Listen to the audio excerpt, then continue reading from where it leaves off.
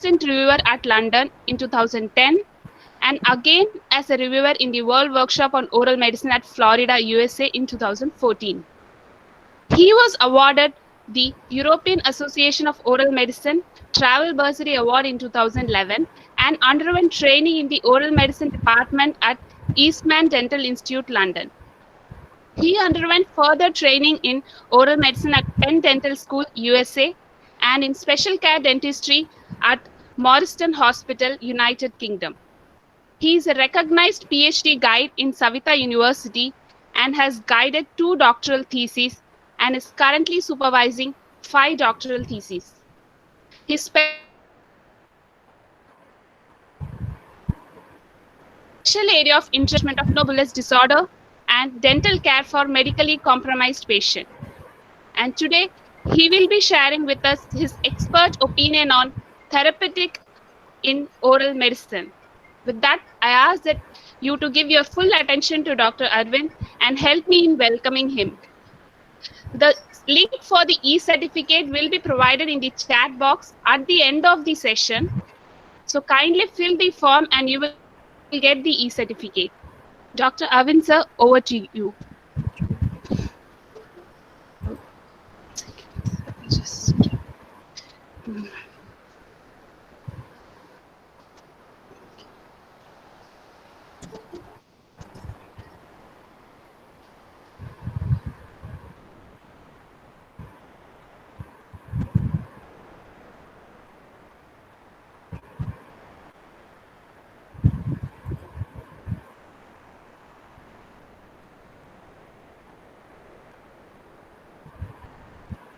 Is my screen visible to everybody? Yes, sir. Yeah? Yes? Yes, sir. Yes, sir. Okay. Can I start? Yes, sir. We'll start, sir. A very good evening to one and all. And it's nice to have almost 180 attendees on a Sunday evening for this webinar. At the outset, I would like to first thank Dr. Ashokan and his team from the Department of Oral Medicine and Radiology from TAGORE Dental College in arranging this webinar. My regards and respect to my respected teacher, Dr. Chitra Madam. Good evening, Madam, and thank you for the opportunity. Again, a very warm wish to my guide, my professor, my teacher, and my very good friend, Dr. Elangovan sir from Trichy, who has joined this meeting. And to all my colleagues from Sarita, Ragas, SRM, who are part of this webinar series. So let me go into the topic. Dr. Ashokan had contacted me about 2 weeks before to give a talk on a topic. And I asked him who were the target audience. So he said that it was going to be mostly undergraduate students from Tagore Dental College, and other colleges also from city would be participating or be part of it. So I thought, why not give a talk on something which is going to be useful in their day-to-day clinical practice, either in their OP practice or when they start a practice on their own. And the other idea, or what I wanted to convey through this webinar, is remove certain wrong notions regarding the specialty of oral medicine.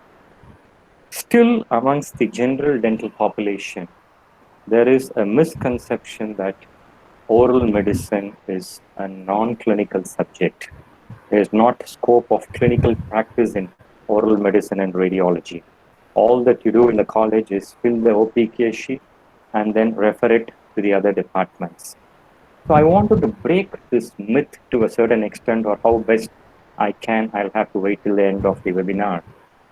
Oral medicine, if I can reiterate to all the students over here, it's a hardcore clinical subject. It's a counterpart of general medicine in the medical side. Just like how you have an MD internal medicine or an MD general medicine, you have an MDS oral medicine. So it's a hardcore clinical subject. So get that point right into your mind. And you have a lot of scope for private practice in oral medicine and maxillofacial radiology, with special care dentistry also now being added under the domain of oral medicine and radiology. So let me go into my talk. Therapeutics in oral medicine. This was a talk which I gave about 4 years back in the National Indian Academy of Oral Medicine Conference in Kanyakumari. But that was targeted at a postgraduate audience. I have retained the same title, but changed my presentation to an undergraduate level so that it would be a sort of a motivation for them to incorporate these clinical practices in their career. So let me go into my topic. Am I audible to everybody? Hello? Yes, sir. Yeah, Yes, sir. okay, fine. So the topic given to me, or topic chosen by me today, is therapeutics in oral medicine. Ever since man was born, diseases were also born along with him. Any disease in the body is treated in two ways. Either you take a knife, or you do a surgical treatment, or you do non-surgically with the help of pharmaceutical agents. These pharmaceutical agents or therapeutics or drugs are successful in either totally curing the disease, or they reduce the intensity of the disease, or they work as a palliative agent. Newer and newer drugs are being introduced into the market daily. So the scope of prescribing a drug varies from one clinician to another clinician. No two clinicians invariably treat the same disease in the same manner, and each one have their liberty to use whichever drug is available to them. So we need, even though there are so many drugs and therapeutic agents, we should know what those agents are, especially in relation to oral medicine practice, and how best we can utilize them in our day-to-day career. So if you can go to the Dictionary of Therapeutics from the Oxford Medical Dictionary, therapeutics is a branch of medicine that deals with the different methods of treatment and healing, what they call as therapy, particularly the use of drugs in the cure of disease. To the audience over here, don't worry, I'm not going to take a class on pharmacology for you on that too on a lockdown Sunday evening. Each slide of mine is going to be practically oriented in your practice, or from an exam point of view, or from a Viva point of view. There will not be any pharmacological lecture from me. It's just going to be practical tips in each and every slide, what I'm going to present for the next 40 or 45 minutes. So before we go into the various therapeutic agents available or which can be used. Yeah, yes, Ashokan? The slide is not seen fully, sir. I go for slideshow, sir. Yes, slideshow. I have only a small portion is visible. You don't see a full screen of the slide. I'm sorry. I put a slideshow. Is it okay now? Slideshow, but it comes only as a part of the screen. Only one eighth of the screen is there. The next slide, is it clear, madam? Yes, clear. Slide is clear, but only it appears as 1/8 of the screen.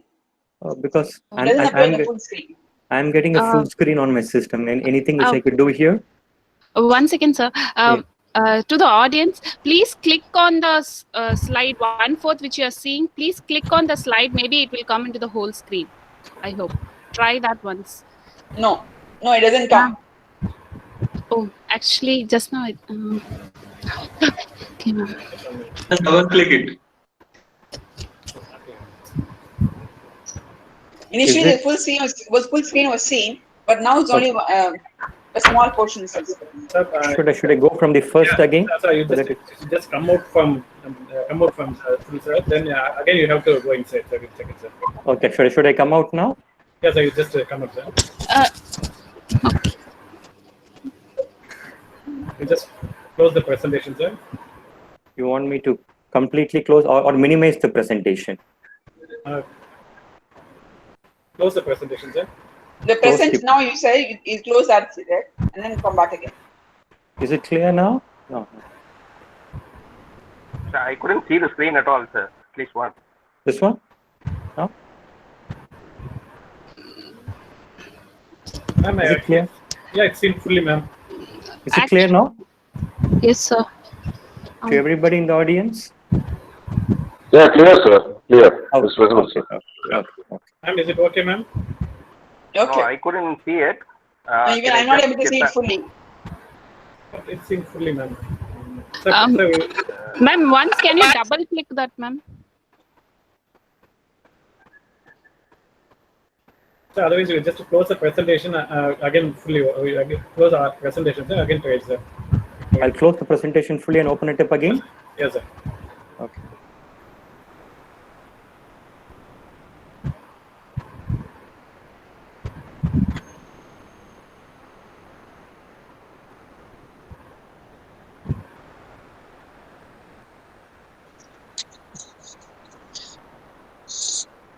Is it clear now? Is it okay, ma'am? Is it okay, ma'am? The first slide, the second slide. Yeah, see, I'm able to see the slide. Not able to see the slide. It's very clear and all that. The only thing is, it comes only 1/4 of this, 1/8 of the screen. The rest of the screen, I see A, S, and things like that. All that comes. No, for me, the screen itself is not visible. It just Sir, Yeah. sir, can you send mail to any one of us? I will try, sir.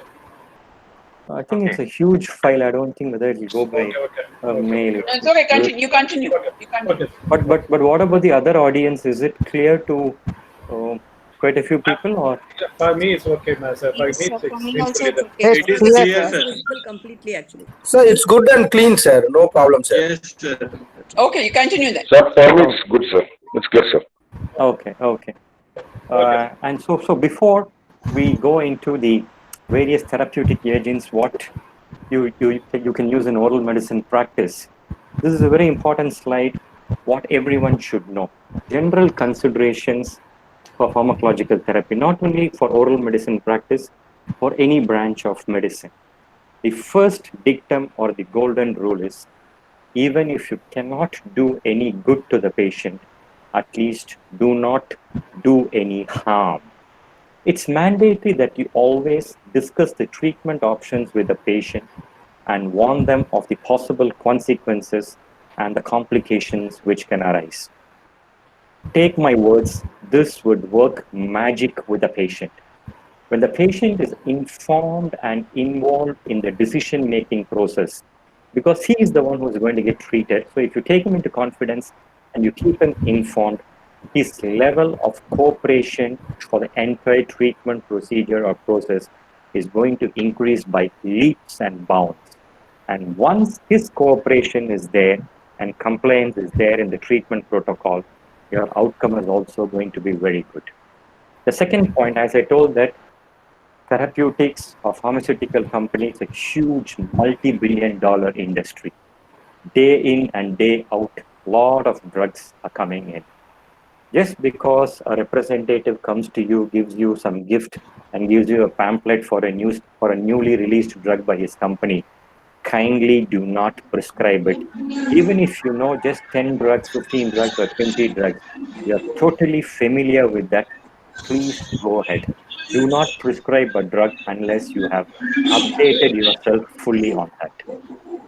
The third thing is always review the medical history when you add a new drug to the prescription. The actions and the potential adverse reactions of pharmaceutical agents should be very carefully compared or interpreted or measured with the patient's systemic history. The drug which you are going to give, is it going to worsen his systemic condition or is it going to improve? And review the current medications what the patient is taking for his general health when you're prescribing a new drug. Is the new drug what you're prescribing going to increase or decrease the effect of his current medication? Is it going to alter the metabolism of the drug and cause serious life-threatening situations? So discuss it. Drug allergy is a very, very important point in the history which young physicians should get trained to ask till they retire from practice. Nausea, vomiting are quite common with most of the drugs, but what you need to specifically ask them is regarding any allergic reaction like a swelling or an itching or any cross reaction for the drugs to which the patient has got allergy. and then look for or review the systems with respect to the current symptoms for which the patient has come. In the present day, you go to any hospital, the most common symptom, you might go for a liver problem, you might go for an orthopedic problem. But the first question what any doctor is asking you in today's scenario is, have you got fever? Have you got sore throat? Have you got cough? Have you got a loose tooth? So always review the system with respect to the current symptoms. I'll give you a small example.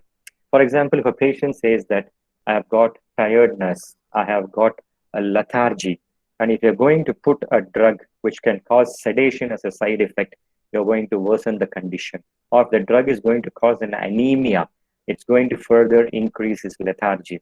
And the second thing is that when you review the systemic history with respect to the current symptoms, any occult medical condition, it is we dentists who invariably diagnose first, which should be a much more serious complication than the dental treatment for which he is come. So immediately refer him to a physician to have that occult medical condition treated. Other interactions. This is one point which I like to drive home, a practical point. Most of the drugs have got a reaction with the food what we eat. Most of the drugs we prescribe it either with food or after food. But there are certain drugs, say like aspirin or tetracycline or paracetamol, certain groups of penicillin, erythromycin, which need to be taken at least 30 minutes before food. And juices, mostly grape juice and cranberry juice. I've got a lot of interaction with most of the drugs. So it's preferable, even if you're putting a paracetamol or a penicillin, ask the patients to avoid these foodstuffs. If you prescribe tetracycline, see that the patient is not on any calcium supplements, either as a dietary calcium or in the form of medication, because calcium chelates the tetracycline. Tetracycline absorption is totally nullified and you do not have effect of the drug. Potential for abuse. This is most important when you prescribe analgesics, especially narcotic analgesics. See that the patient has got really a need for those drugs, or is he objectively, are you justified in putting the patient on a narcotic analgesics, or he is just forcing you to get sort of a dependence on the drug, or is it an abuse? Finally, drug monitoring. Any drug, especially for a long-term therapy, how often are you going to call the patient for monitoring? And how are you going to taper the dose? Long-term effect, what is it going to have on the hematological parameters? And suddenly you stop a drug, is it going to cause any withdrawal symptoms? So these 9 points are the basic considerations which each one of you will have to look for each and every drug before you starting them. Is the screen clear now to all of you? Can I proceed? Hello?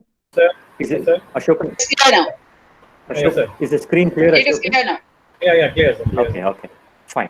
The next thing is that special considerations for these 3 groups, for children, prescribing pregnancy, breastfeeding, and prescribing an old patient. They've got a lot of formula to calculate a pediatric dose, like Young's formula, so many formula. But clinically, this is what we oral medicine practitioners use. From calculating the age of the child and the percentage of adult dose. If it's greater than 2-week-old infant, 12% of the adult dose. 4 months, 20%. So you keep on increasing until 12 years. If a child is 12 years, you can give 75% of the adult dose. And remember, for children, always start with oral preparations. Do not go for parenteral immediately. As much as possible, try to do it with oral preparations. And as all of you know, tetracycline is absolutely contraindicated below 8 years because it can cause a discoloration of the permanent tooth. Aspirin is contraindicated till the age of 16 because it can cause Ray's syndrome. Adults are prescribed diazepam or an anti-anxiety or an anxiolytic drug. Contraindicated in children because It causes an effect called as anomalous effect. This particular terminology is for the postgraduates if you're there in the audience, because in a Viva, we might ask you, what do you mean by anomalous effect of a drug? It causes the opposite reaction what it is intended for. For example, diazepam, it should cause sedation.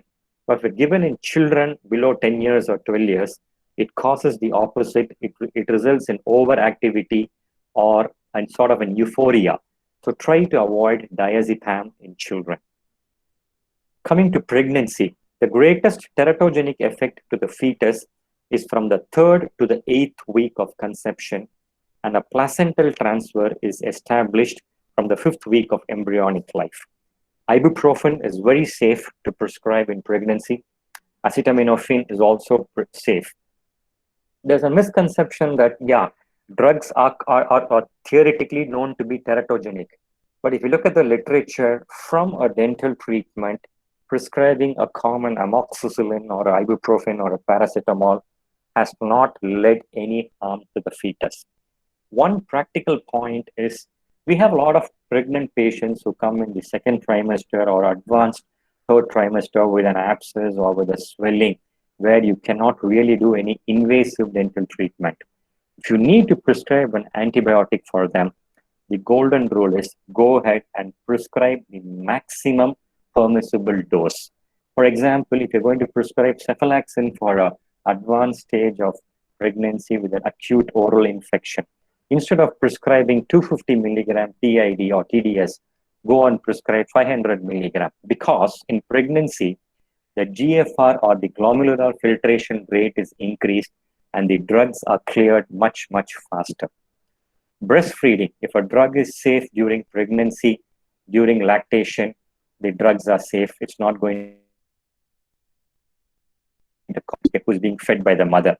Avoid aspirin to the mother in dosage of greater than 100 milligram because it can cause platelet dysfunction.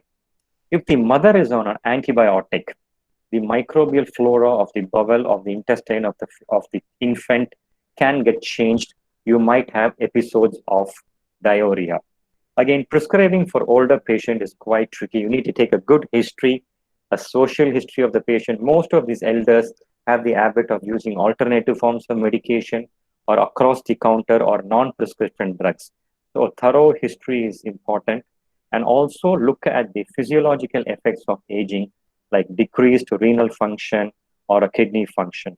Try to keep the dosage of drugs as minimal as possible and avoid too much or an overlong therapy of drugs. So with this introduction, let me go to the main part of my topic, the various pharmaceutical agents which can be used by an undergraduate, by a postgraduate, by a practitioner of whichever specialty he or she is in their regular practice. Because majority of the oral medicine cases are seen in a private dental practice, and then they get referred to a tertiary center or an oral medicine department for further management. 60% of the oral medicine cases can very well be managed in a primary dental clinic setup, and that's what this lecture aims to deliver it. So analgesic. By definition, you know, analgesic is a drug that relieves pain. Pain is an unpleasant sensory or an emotional disturbance as per the definition, which causes actual or potential tissue damage. And pain is felt different by different people. What is mild pain to X might become a moderate or a severe pain to Y. So the pain threshold varies from person to person. And the pain can be aggravated by other psychological factors like anxiety, tiredness. So you need to address these cofactors which actually can elevate or decrease pain. The first golden dictum when you want to treat pain is that try to use those drugs which can relieve pain without causing loss of consciousness. Try simple topical or the common analgesics and immediately don't jump into potent opioids or other injectable drugs. So any analgesic is divided into three: NSAID or a non-steroidal anti-inflammatory drug, a non-steroidal anti-inflammatory drug, and an opioid. The first and the second, the non-opioid group or the NSAIDs, and the non-NSAIDs act at the periphery. They do not produce tolerance or dependence and do not alter the patient's perception. 80 to 90% of the dental problems can be managed, mild, moderate, or even severe pain can be managed with NSAIDs and non-NSAIDs. Whereas opioids act at a central level on the CNS, they alter the patient's perception used in severe pain. Just for a theoretical or a completion part, this is the tabular column of the common NSAIDs, what it contains, the dose, the route of administration, and what's the permissible adult dose. From this, you can calculate the children's dose in the slide mentioned before. So you have your, most of the NSAIDs are used to treat common mild to moderate pain. We use ibuprofen, diclofenac, or the non-NSAIDs like acetaminophen, paracetamol, and a COX-1 inhibitor. Most of the NSAIDs are COX-1 inhibitors, and they have a side effect of causing a peptic ulceration or a gastric ulceration, might decrease the renal function to a certain extent, can cause nausea, vomiting, and they can interfere with drugs like warfarin and contraindicated in asthma. There's a misconception amongst young practitioners that just because NSAIDs have an anti-inflammatory role, they also prescribe it as a sole drug in case of infections. It's not going to work. You need to combine it with an antibiotic. Or just because of its anti-inflammatory action, they prescribe it as the sole drug to treat very severe post-operative edema. So these three things you'll have to couple with other drugs. The example, I'll give it to you later. But majority of the dental pain very effectively can be managed with paracetamol or acetaminophen or ibuprofen. These are, and one more point what I want to talk is that a lot of topical analgesic preparations are very useful in dental pain.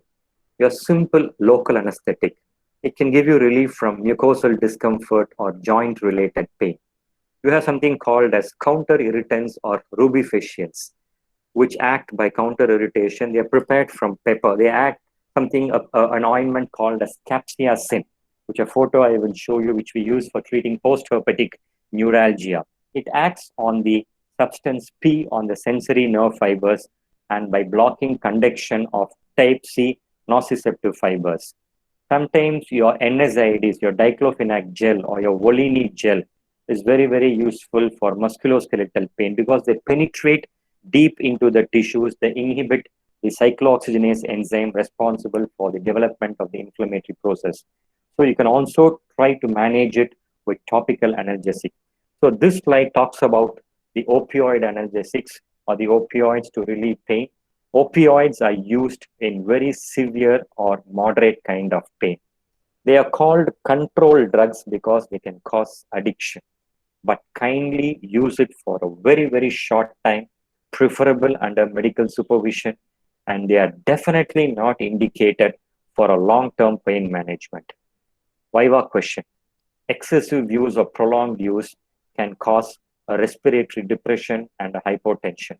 And if you have a patient admitted in your surgery emergency ward with a head injury, the patient is unconscious, kindly do not use any of these opioids because they can interfere with the pupillary response and you might land up in a mess or in an untreatable condition.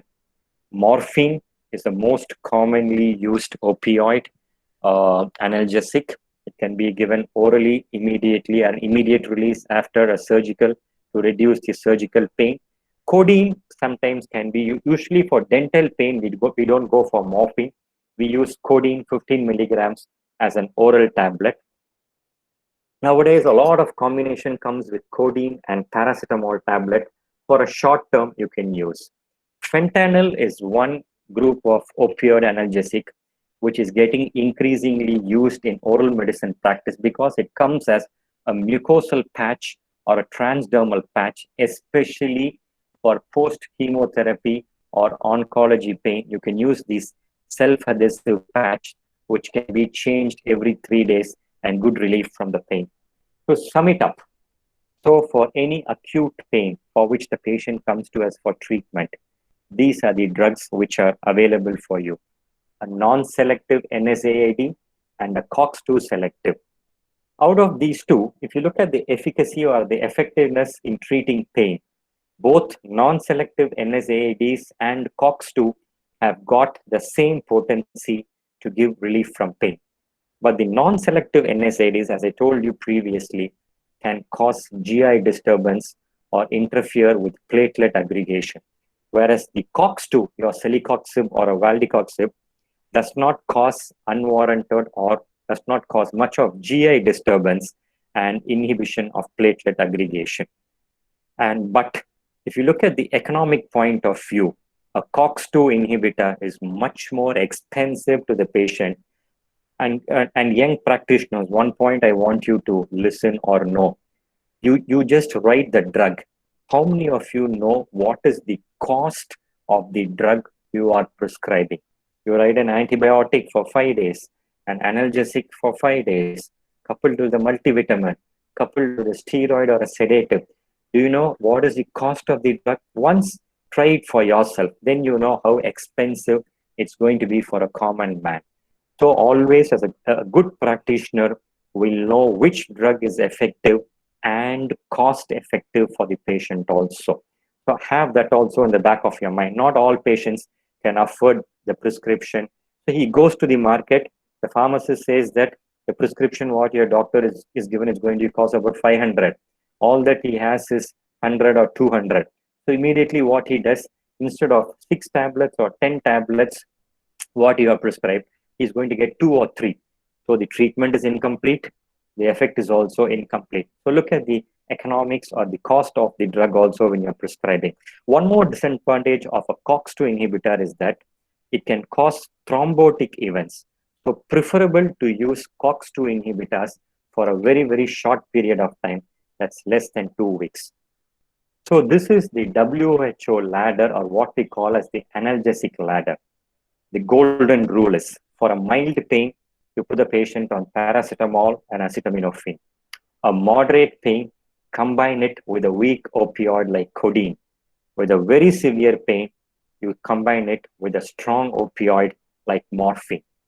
If there is any postgraduate in this audience, when you're using morphine for a patient, the current day practice is to use it or deliver it in a form called as PCA. So this will be a viva question for the postgraduates or for a NEET entrance. What is PCA? PCA means a patient-controlled analgesia, especially when you give morphine. When you give morphine in the form of as and when required, it can cause something called as peak and a trough effect. So suddenly the analgesic effect might be too much or it might be under. So that's the problem. So when a patient goes for this PCA or the patient-controlled analgesia, it has got something like your diabetic infusion pump. You find a lot of diabetics have an infusion pump in their abdomen. So as and when the sugar level comes down, the sugar level increases, the hypoglycemic agent is injected to bring down the sugar level. Same thing in a patient-controlled analgesia. There's an infusion pump which delivers small bolus as and when the demand to treat the analgesia.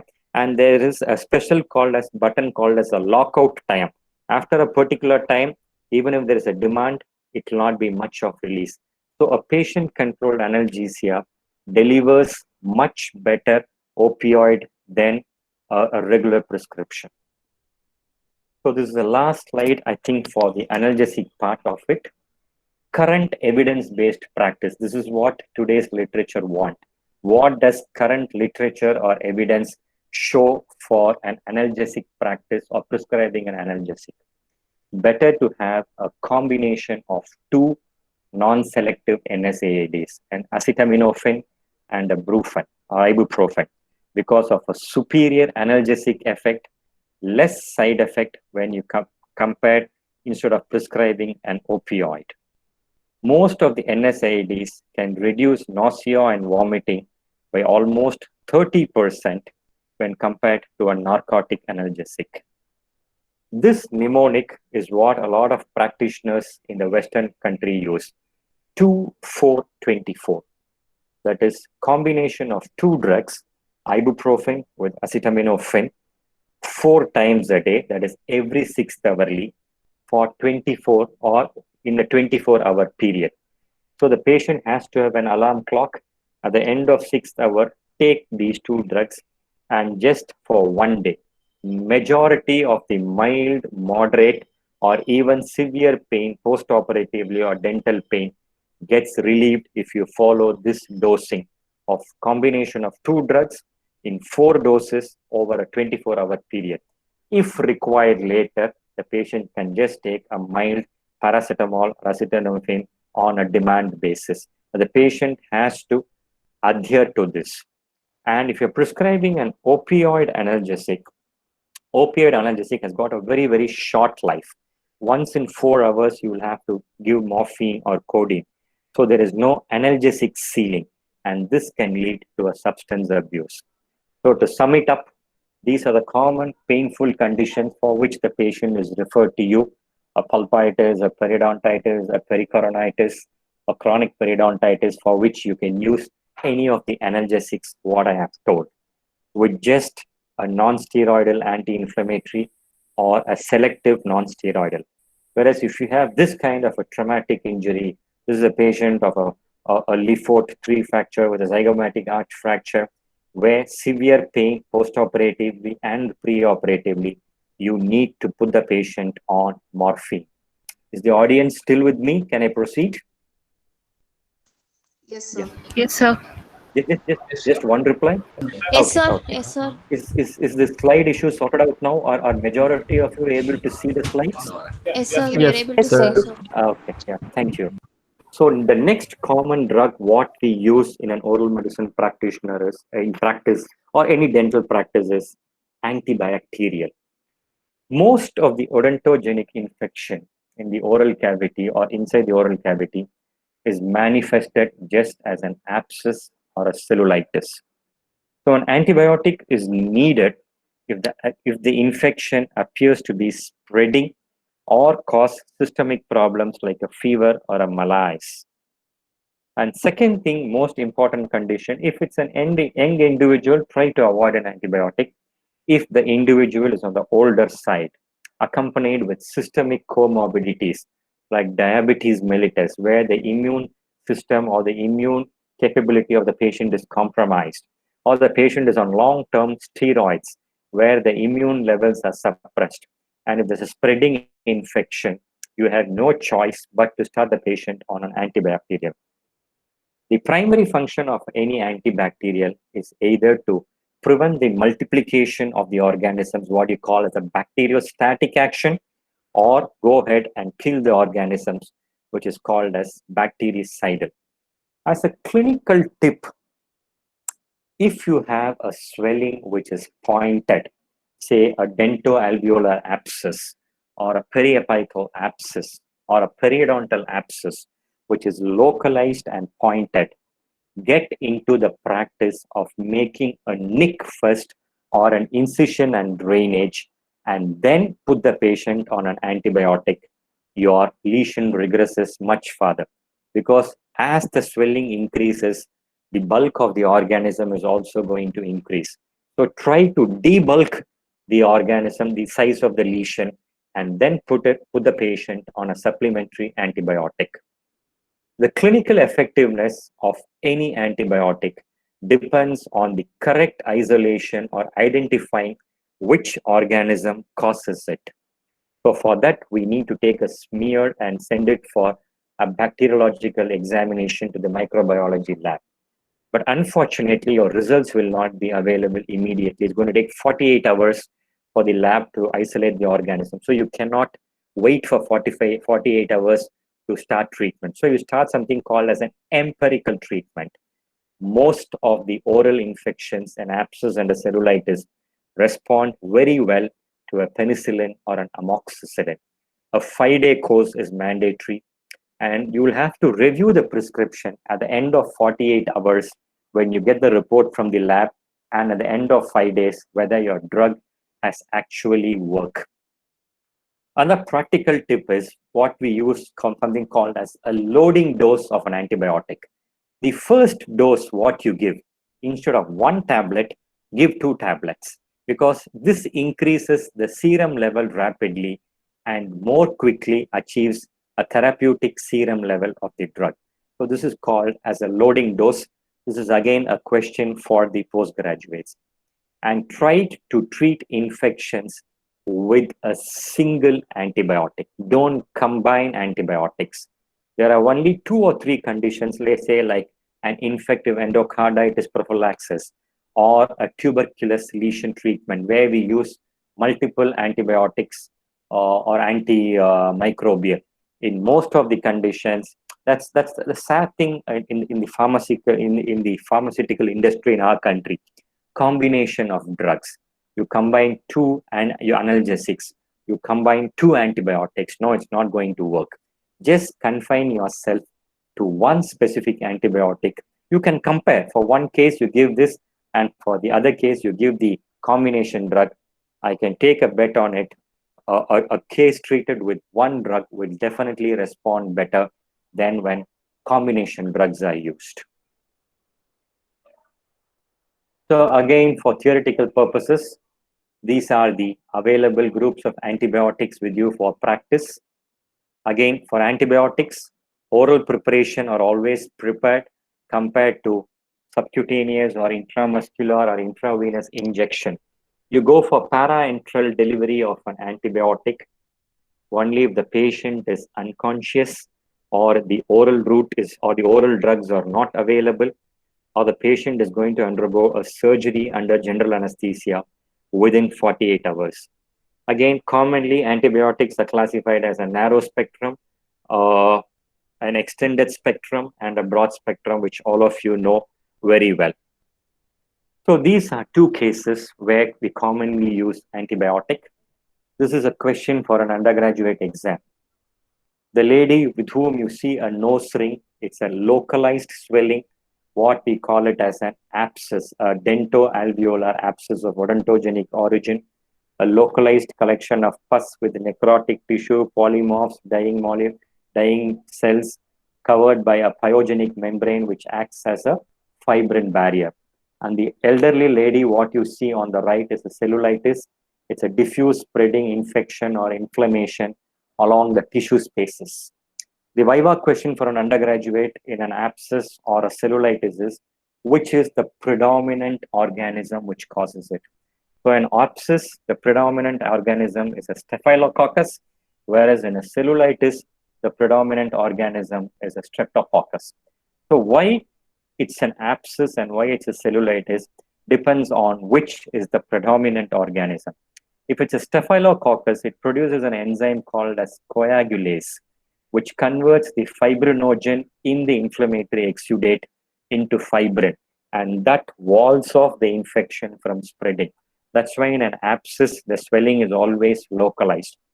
Whereas if there is a predominance of streptococci, that cleaves, it produces an enzyme called as hyaluronidase or hynidase, which cleaves the intercellular cementing substance, facilitating the spread of infection into the tissue spaces.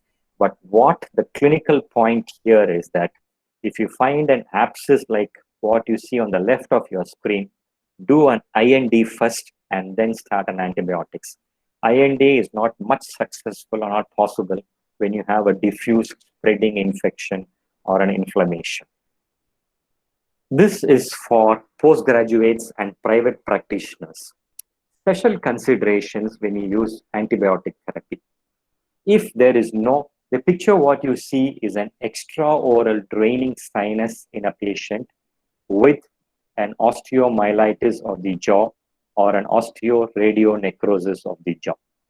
If there is no response after 48 or 72 hours with your conventional penicillin or an amoxicillin, then the drug of choice is clindamycin. That's the first drug of choice, or the second drug of choice would be azithromycin. An alternative, if you want, instead of starting on clindamycin, you can add metronidazole, which is effective against anaerobic gram-negative infection, to your already existing penicillin group of drugs. If it doesn't succeed, then you will have to directly go into clindamycin. Why I have put this photo is that if in practice you get an osteomyelitis of the jaw, kindly do not start the patient on amoxicillin or penicillin. Close your eyes and jump into clindamycin group, because penetrative power of clindamycin into the bone or the marrow spaces or the cortical spaces is much more than compared to amoxicillin or penicillin. But again, clindamycin can just be used for 5 to 10 days. Prolonged use causes a condition called as pseudomembranous colitis, which is an overgrowth of an organism called Clostridium difficile, and the patient will have an abdominal discomfort, loose watery diarrhea, and cramping of the abdomen with fever. Erythromycin is no longer considered an alternative to penicillin, so we prefer azithromycin or clindamycin.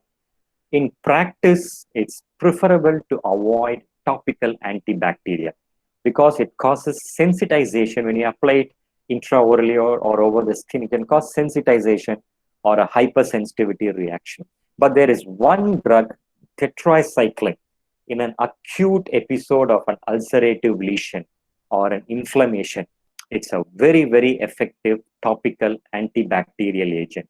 All that you need to do is that take 250 mg of tetracycline, dissolve it in 10 ml of water, and use it as a 2% of mouth rinse or a mouthwash for about 3 to 5 minutes. It is very, very effective to the patient. We see a lot of oral tuberculosis patients in our department in Savita, and we treat them quite effectively also.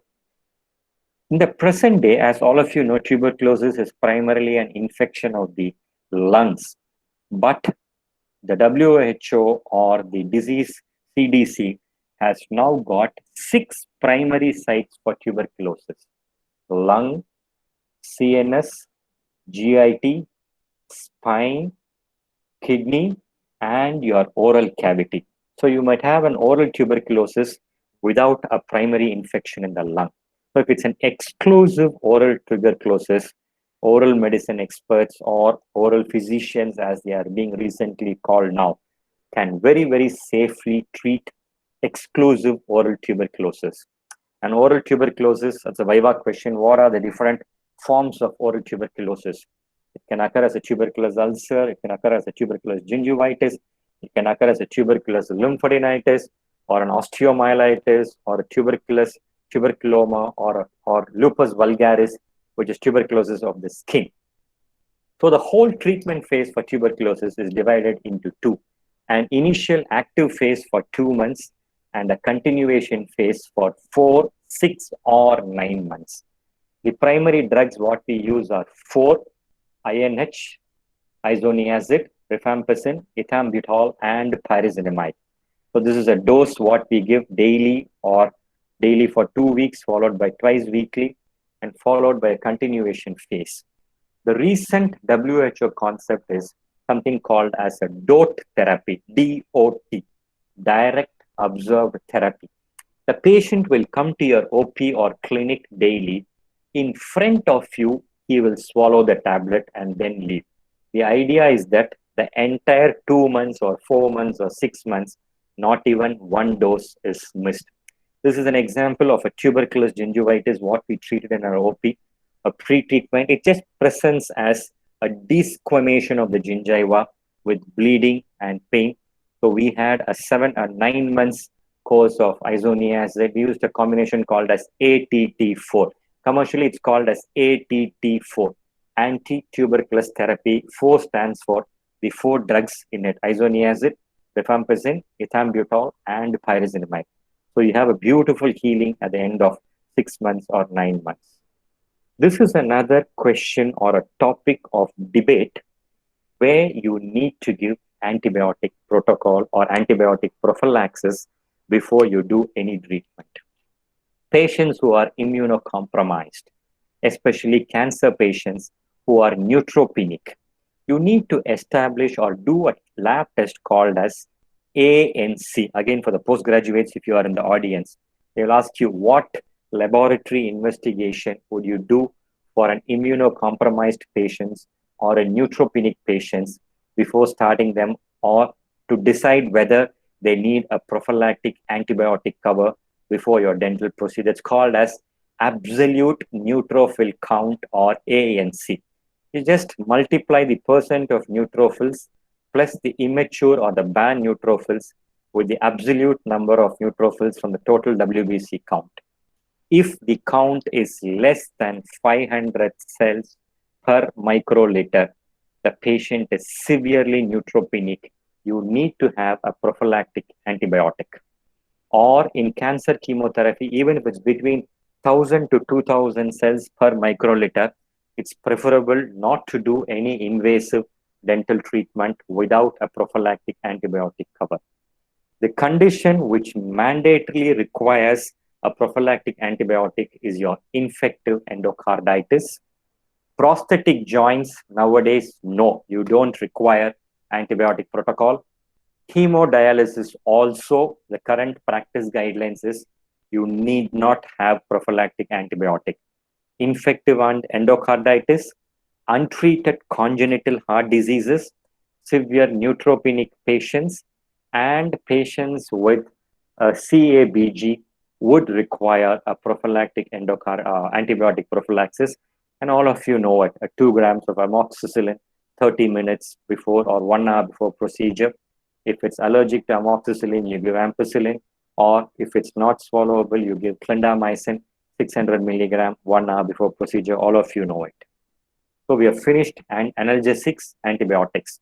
Shortly, we will go into antiviral, very, very short topics.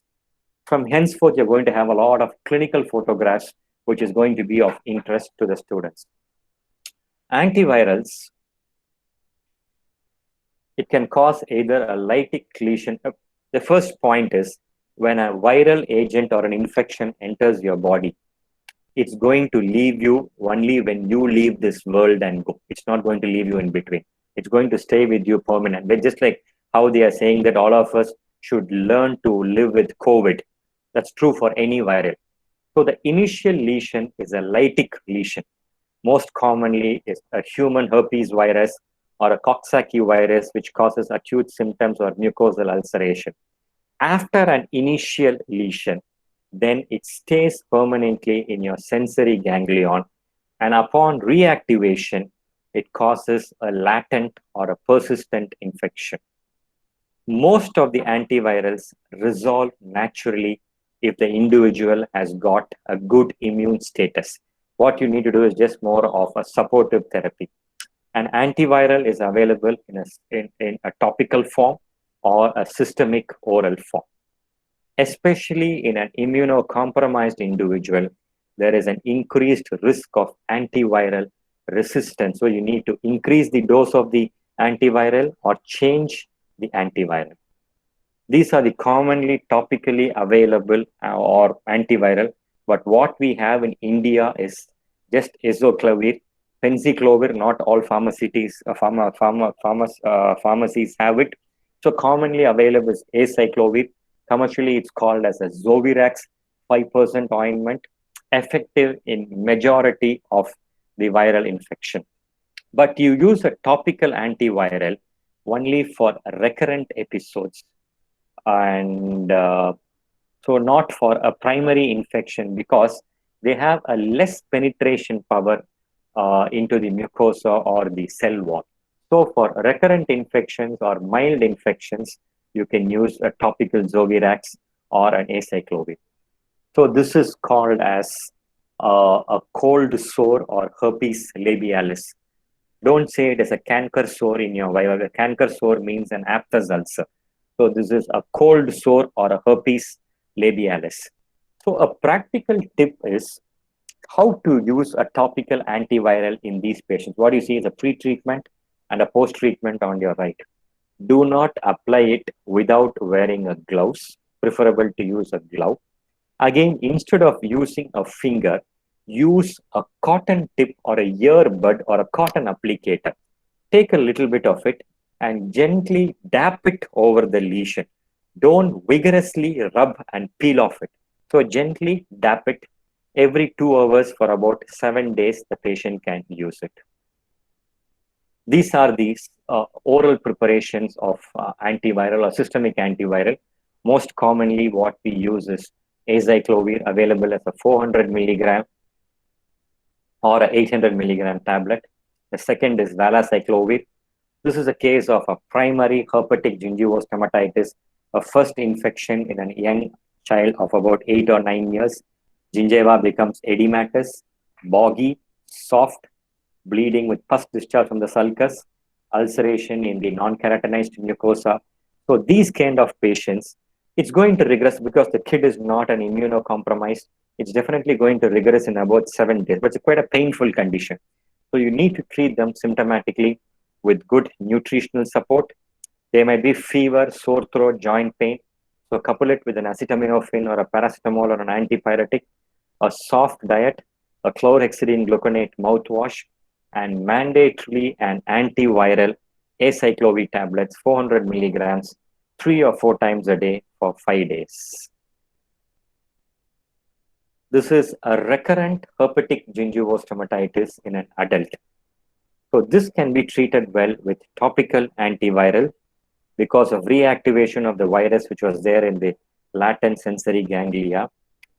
But patients who give, again, a practical point for practitioners and postgraduates. If the patient gives a history of more than 6 episodes of a recurrent herpetic gingivostomatitis in a year, then think that the immune state of the patient is slightly compromised and you need to do a prophylactic antiviral systemic therapy for them. The moment they have the prodromal symptoms, the drug of choice in these cases is valacyclovir, 500 milligram, 8 tablets. 4 tablets to be taken at the onset of prodromal symptoms and another 4 over the next 8 hours or 16 hours or 24 hours. So as the cutoff count or the cutoff occurrence is about 6 episodes of recurrent herpetic lesions in a year. This is a classical varicella zoster or a herpes zoster, unilateral, affecting one or more branches of the trigeminal, very painful vesiculobullous lesion caused by vesicles extraorally and intraorally, does not cross the midline. These patients mandatorily within 24 hours or 36 hours, you need to start them on systemic antiviral, mainly acyclovir, either a 400 or an 800 milligram for about 7 days is the minimum course.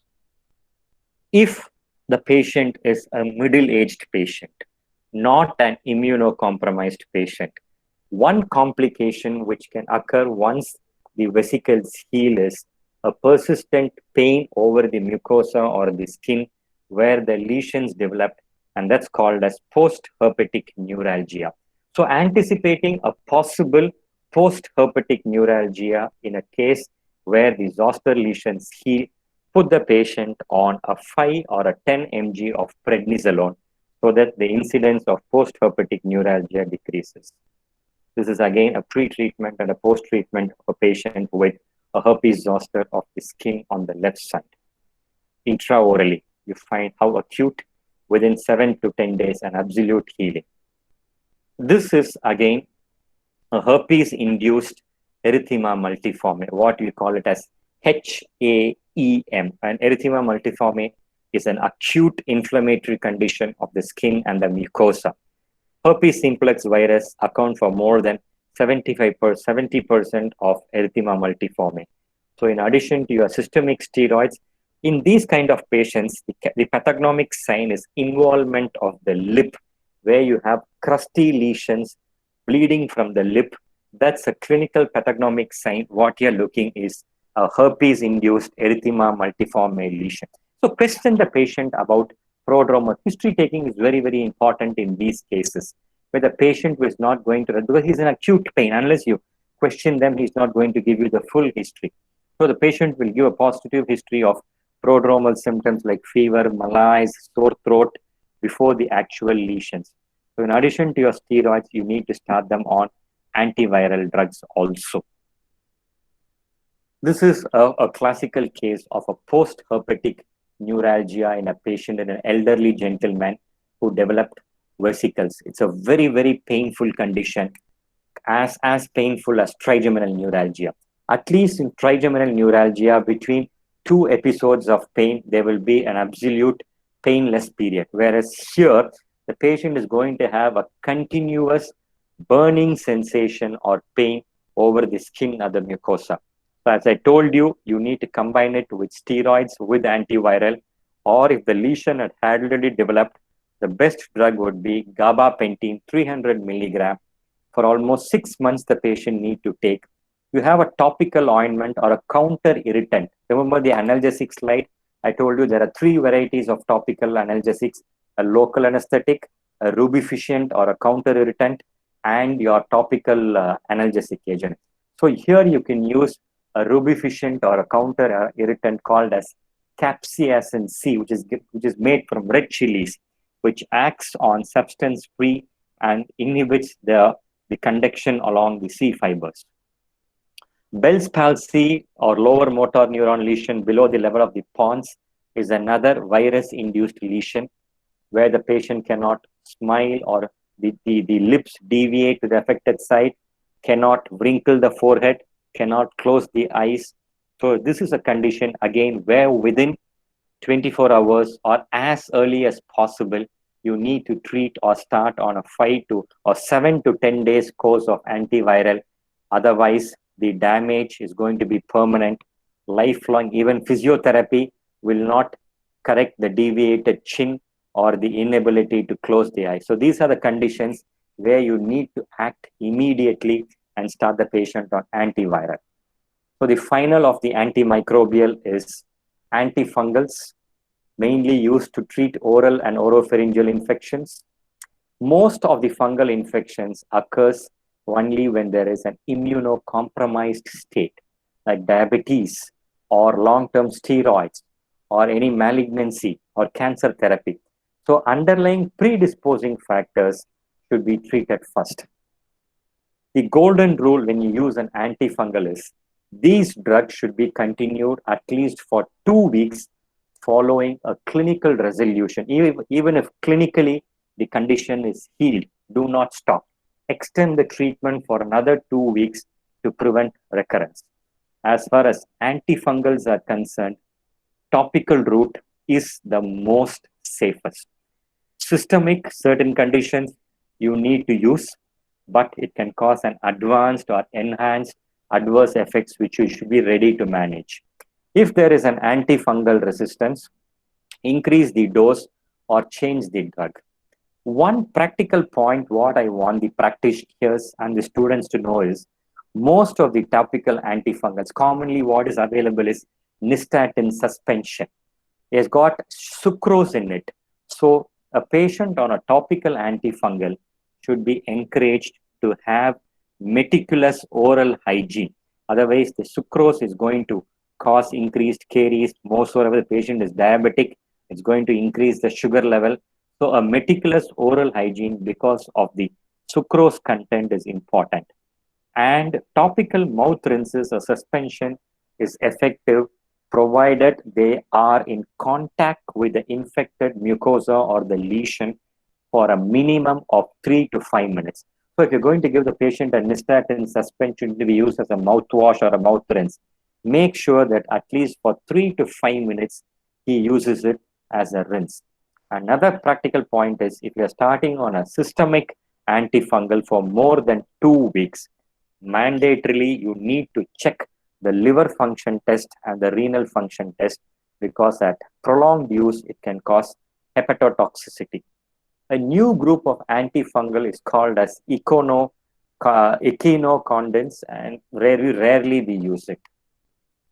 These are the topical antifungal and the systemic antifungal with the dosage and how it is being given. Nystatin suspension, as I told you, swish after at least 3 minutes and either spit it so that it has got a maximal contact with the lesion. This is a typical case of an atrophic or an erythematous candidiosis, which was treated with systemic nystatin and clotrimazole suspension. This is an important slide, especially if there are oral pathologists or oral medicine postgraduates or practitioners over here. This has got nothing to do with infection, which is superadded infection. This is a tobacco-induced lesion called leukoplakia, which all of us know. But many a times or often we see a central area of erythema in these kind of lesions. So immediately do not lay your knife and do a biopsy. Majority or most of the conditions in our private practice, and we have quite a bit of literature to support this also. Quite a few cases, the erythematous component is because of the superadded fungal infection. So this is not an emergency or a life-threatening situation to do a biopsy immediately on the day one. You know what it is, you're going to advise the patient on tobacco cessation or habit counseling. So on day one, take a swab or a smear, and within half an hour or a couple of hours, you're going to get the result from your microbiology lab. If it is positive for Candida, then put the patient on a topical antifungal or an anti-candid. Wait for 7 or 10 days for the lesion to heal, and then you do a lesion, a biopsy.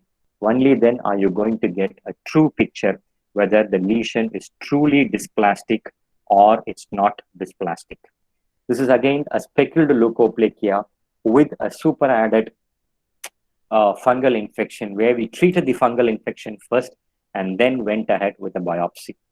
This slide belongs to Dr. Anbarasi, professor of oral medicine, who is currently working in Ramchandra and is part of this audience also. So this is the case recorded by her when she was a postgraduate, where this lady reported with just an extraoral draining sinus in the infraorbital region and change in the color of the skin. The patient was an uncontrolled diabetic patient, and then when we took a CT scan, we could see a total osteomyelitis of the maxilla extending till the zygomatic region, and this came out as a mucormycosis, a very debilitating condition. It can lead to a very fatal condition called as rhinocerebral mucormycosis, where you need to admit the patient, reduce the sugar level, start the patient on systemic fluconazole 100 milligrams or 150 milligrams for 7 to 14 days, or intravenous amphotericin B, reduce the fungal load, and then surgically remove the necrotic bone. So the first half of my presentation is over. Another 10-15 minutes, I should complete the entire thing. So what we have seen is commonly acute pain, infections, antibacterial, fungal and viral infection with a lot of clinical pictures. This is the difficult part for any practitioner, be it an oral medicine consultant or a trainee PG or for an undergraduate. But it's a challenge, a very, very interesting challenge to treat, and you learn a lot from these kind of patients. Chronic facial pain. When do you call a condition as chronic? If it exceeds or persists more than 3 months. We have 3 months as a cutoff period or the healing period. If the pain persists for more than 3 months, we call it as a chronic condition. Or if the pain persists for more than 3 months, you call it as chronic facial pain. Treatment of chronic facial pain differs from that of acute. Acute, I told you about NSAIDs, non-selective NSAIDs, opioids. You know which drug can be used in which condition. The effectiveness of the drug is from within minutes to hours, whereas chronic pain, the drugs what we use, the effect is not so fast. It takes 3 weeks or 4 weeks for the effect of the drug to act. And again, it's not predictable. What works for one patient will not work for the other patient. So put it in a nutshell, the treatment of chronic pain, just like its origin, is complicated, and the practitioner or the doctor requires a lot of patience. So for successful management of chronic facial pain, the most important thing is to identify the diagnosis or make a correct diagnosis. These are the common drugs which we as oral medicine practitioners use to treat chronic facial pain.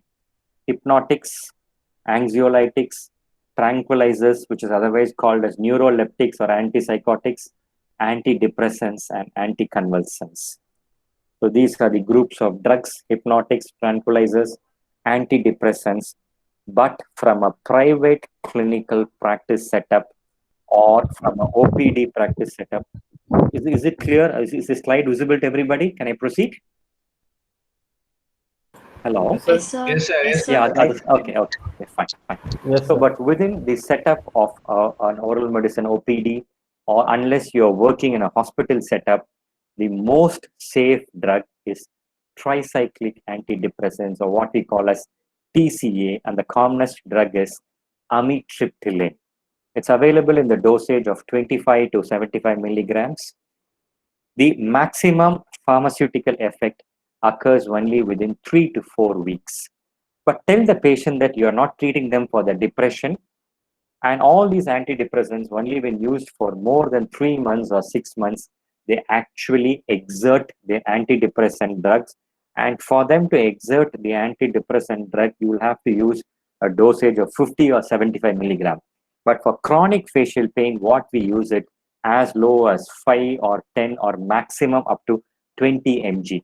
But warn the patient that for the first 1 week, you're going to have a little bit of drowsiness and not to drive any vehicle, and then gradually they get used to it. This is summation of the various drug management or the various the groups what we thought, the antidepressants, the antileptics, the antispasmodic. For example, antidepressants can be used in chronic idiopathic facial pain, or a burning mouth syndrome, or a trigeminal neuropathic, or a post-herpetic neurological pain. Antileptics can be used in trigeminal neuralgia, glossopharyngeal neuralgia, burning mouth, a chronic TMD, or a TAC, which is called as trigeminal autonomic cephalalgia, or a post-herpetic neuralgia. Trigeminal neuralgia, or pain along the trigeminal nerve or the fifth cranial nerve, is very, very common. Severe, lancinating, unilateral, throbbing, episodic pain. And the first drug of choice is carbamazepine. So this is the dosage recommended by the European Neurological Society, which has undergone a lot of randomized control trials, and it's been proved to be very, very effective. You always start with 200 milligrams, or 100 in the morning, 100 in the night, for 3 days. At the end of 3 days, you increase by 100 milligrams, and the maximum permissible dose is up to 800 milligram or 1200. So whichever dose the patient is comfortable, has got relief from pain, that would be the maintenance dose for the patient. But there's a protocol when you use carbamazepine. Carbamazepine is a very, very effective drug, but it can cause drowsiness, lethargy, and most commonly it interferes with warfarin if the patient is on warfarin. So for them, we have an alternative called as oxcarbamazine, but it's not very frequently available in India. So we get a lot of success with carbamazepine. But the protocol, what you need to do is, before you start carbamazepine, 1 month after therapy, 3 months after therapy, 6 months after therapy, and 1 year after therapy, mandatorily, even if it's going to be an additional burden to the economically to the patient, you should estimate the full blood count, the liver function test, the renal function test, and the electrolyte level. The common side effect of long-term carbamazepine is it can lead to agranulocytosis, and once that occurs, this is what happens to the patient, what we called as a drug-induced hypersensitivity syndrome, or an anticonvulsant syndrome, or a DRESS syndrome, which is drug-related eosinophilia with systemic symptoms. The patient will develop rashes all over the body. Here you can see rashes in the palm, on the extremities, the lip, the skin. The patient will have eosinophilia, elevated body temperature, rashes throughout. The patient has to be admitted. The drug stopped, started on adrenaline, corticosteroids, and antihistaminic. This is an intraoral lesion also, where there is erythema for the patient. So second drug for treating is oxcarbamazepine, which is not freely available. If you can get it, it's a good drug. You won't have the side effects of carbamazepine. This is the dosage. Gabapentin is what we supplement with carbamazepine to reduce the dosage of carbamazepine. The other drug which you can try in practice is baclofen, which is a muscle relaxant. It's available as 5 milligram tablets. You start with 15 milligram, gradually increase by 5 milligram, and a maximum permissible dose of about 60 milligrams. The other drugs are anticonvulsants which you can use. Coming to temporomandibular disorders, which are a group of musculoskeletal disorders involving the muscles of mastication and the joint. You have your myofascial pain dysfunction syndrome. You have your disc disorders and anterior disc displacement with reduction, without reduction, and a posterior disc displacement. And finally, you have degenerative disorders like osteoarthritis. This in one chart, I have summated the entire management of TMD. This is the evidence-based chart of the most effective treatment modality of TMDs. Self-care to a certain extent. Orthodontic treatment, no, not effective. Surgery, no evidence to be effective in the long run. Behavioral therapy or cognitive behavioral therapy, very, very effective, but that's not part of this webinar. It's a separate topic to be dealt with. Pharmacological agents, yes. NSAIDs is very, very effective if it's an acute pain due to the muscle spasm or muscle involvement like a masseter or your temporalis.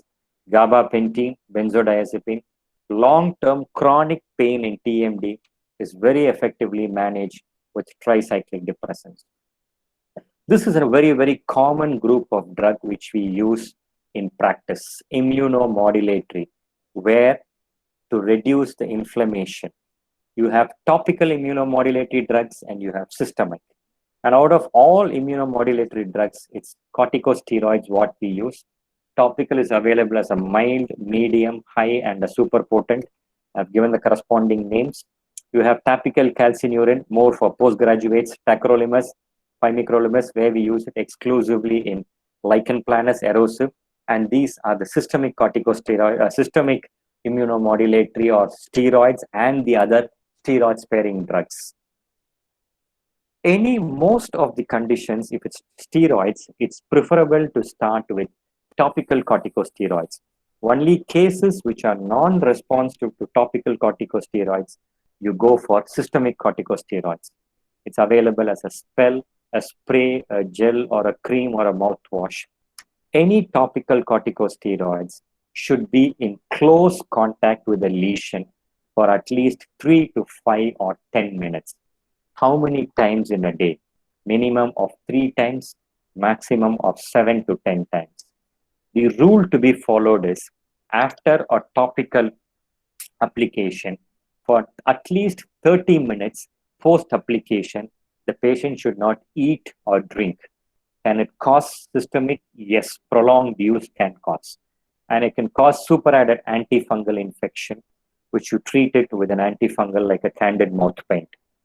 For lesions involving the gingiva, it's best to use a localized splint, the photo of which I'll show you in the couple of slides.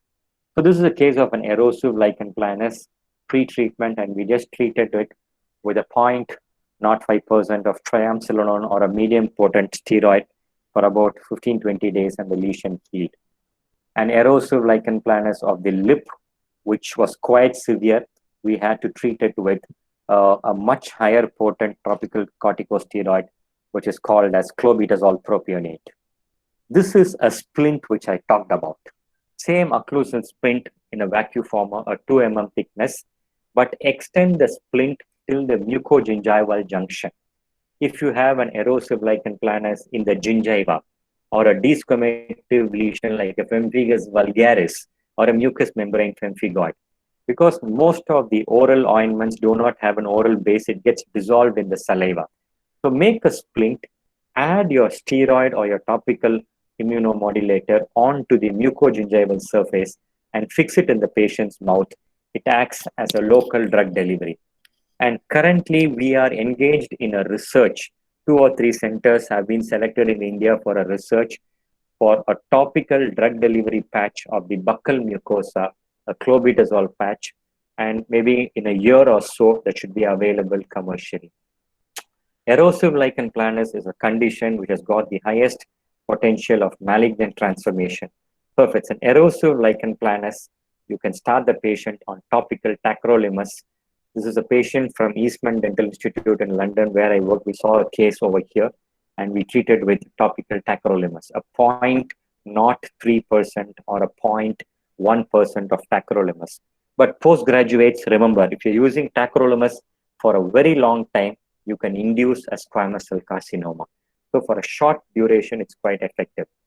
If there are postgraduates in this audience or undergraduates, if you want to apply for an ICMR project or you want to do a short research, this is one paper from Thong Prasam which came in 2013 in the Journal of Oral Pathology and Medicine, where she has listed n number of alternative medicines or herbal medicines which can be used with allopathic medicines, which can be used as novel therapies for lichen planus. You can take any one of these for your thesis project or for your research project.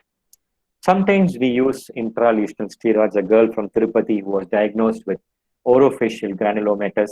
Usually we give dexamethasone injection 2 ml at multiple sites. We give a maximum of 4 to 5 injections weekly. So you see a fully healed condition. So this is the dosage. If they don't respond to topical, you need to go for systemic steroids, prednisolone, deflazacort, dexamethasone. And this is a regimen which you can follow if you're using systemic corticosteroids and alternate day steroid therapy, because prolonged use of steroid for more than 2 or 3 weeks can cause increased blood pressure, osteoporosis, or increased blood sugar level, cataract formation. So you can use an alternate day steroid for this one, and so that the effect is carried on to the next day. And we follow a 23-day regime, starting with 60 milligrams on day 1. For the first 3 alternate days, we use 60 milligrams. The next alternate day, for 4 alternate days, so finally at the day 23, we come to 15 mg and then still start tapering it unless we get a maintenance dose of 5 mg. This is exclusively for postgraduates. Undergraduates don't bother about it. These are the other steroid-sparing immunomodulators. Levamisole is an anti-helminthic drug which an undergraduate or a private practitioner can very safely use for recurrent aphthous ulcer. It promotes reepithelialization and reduces the tumor necrosis factor inflammatory process. 50 milligram for 3 days in a week for continuously 6 weeks, for 5 to 6 weeks, but you give it only for 3 days in a week. Pentoxifylline, 400 milligram or 800 milligram, is another drug which can be used for submucous fibrosis and osteoradionecrosis because it increases the vascularity to the tissues. This is a case of a pemphigus vulgaris with body lesions where we were not successful in treating in our OP. We had to admit the patient in the hospital and then start her on cyclophosphamide under medical support, and the lesions healed beautifully over a period of time. Antihistaminics again can be used very commonly in private practice. Your cetirizine tablet or your clofulin mannate 4 milligram, your diphenhydramine, Benadryl suspension, a condition called as OAS or an oral allergy syndrome. It most occurs to nuts or fruits. A patient will go to market, get a new fruit or a nut, just put one in the mouth. Immediately he'll have an erythema or redness, what you see on the pre-treatment photograph. This is called as, because of a cross-reactivity or a hypersensitivity reaction. Immediately stop the drug, put the patient on an antihistaminic and a topical chlorhexidine gluconate. Next day he is all right. This is again an allergic reaction where we put the patient on an antihistaminic. Another common condition with an increased number of oral mucositis following chemotherapy or radiotherapy. One drug which you can manufacture in your clinic or in your private practice or in your department is called as magic mouthwash. It's a combination of 4 drugs: your local anesthetic solution, your Digene syrup or your aluminum hydroxide, your Benadryl cough syrup, and a corticosteroid. Either you can use a 5 mg Vizolone tablet, mix 4, and then use it as a mouth rinse. It's excellent for radiation-induced mucositis or chemotherapy-induced mucositis. When you need nutritional support, good oral hygiene, treat of the dry mouth, cryotherapy, especially if your patient is going for a chemotherapy or say 3 cycles or 4 cycles. During each cycle, ask the patient to have ice cubes in the mouth. So by having ice cubes during the duration of chemotherapy reduces the incidence of oral mucositis because there is a local vasoconstriction and decreased blood flow. So this is a case of an oral mucositis, what we treated with a magic mouthwash, pre-treatment and post-treatment, 2 cases. So final, at the end of my presentation, conditions of xerostomia, you treated with artificial salivary substitutes or underlying cause you need to identify, or a silogog or with a pilocarpine or with a sevimilin. Photodynamic therapy where you use a photosensitizer and with the external light, it triggers free radicals which can cause destruction of the lesion. Lycopene is being used. This is one good book, not a medical book, but a book called by an American author called as James Dukes, The Green Pharmacy, which talks about complementary and alternative medicines. A lot of Indian drugs used in Ayurveda or Siddha or homeopathy, curcuminoids, aloe vera, garlic. He gives a beautiful description how these drugs can be used to treat oral mucosal lesions. So finally, emerging therapies or the latest therapies. One more drug which I mentioned, forgot to mention in trigeminal neuralgia is cannabis, a drug which is substance abuse or an addictive drug. A lot of papers on cannabis is coming on the effectiveness of cannabis in trigeminal neuralgia. So postgraduates who are interested can follow it up. So you have Botox injections, which is produced from Clostridium botulinum, which is a neurotoxin, which blocks the acetylcholine at the membrane ends. It can be used for bruxism, masseter hypertrophy, and it's effective for about 6 months to 12 months. Recurrent TMJ dislocation over the lateral pterygoid muscles, a Frey syndrome, chronic facial pain. Personally, I have not used Botox, but I have referred 2 of my cases in a chronic facial pain due to oromandibular dystonia. I have referred them to NIMHANS in Bangalore, which is a neurological center. They use Botox very often for neurological condition, and both of my cases with oromandibular dystonia, after Botox injection, they had the involuntary movement of the mandible totally stopped, and they were able to eat. The upcoming treatment modality is biologics, which is a recombinant DNA technology using human and mouse antibodies like your infliximab, rituximab, etanercept, which is used in all conditions from aphthous ulceration to pemphigus vulgaris or Sjogren syndrome or hematopoietic malignancy. But we oral medicine people are not trained. You need to do it under a medical supervision. So to conclude my presentation, select the most appropriate therapeutic agent for the disease. Most important, even if it's one drug or 2 drug, know it fully about what you are prescribing and why you are doing it. Read the manufacturer's package. None of us do it. It has got an abundant wealth of information. Read the manufacturer's instructions. Adopt the universal aim of using the correct therapeutic agent, and you will never make a mistake. You will never overdo things, or you will never underdo things if you follow this dictum. Treat every patient as we would wish our families or indeed ourselves to be treated. So thank you all for a very patient cheering and listening. So, thank you, sir. Thank you, sir. Thank you, sir. Thank you for a kind person. Thank you, sir. So, and one more thing, I felt sorry for the inconvenience and thank for all the participants for understanding. Now we'll go for question session. Dr. Parvati.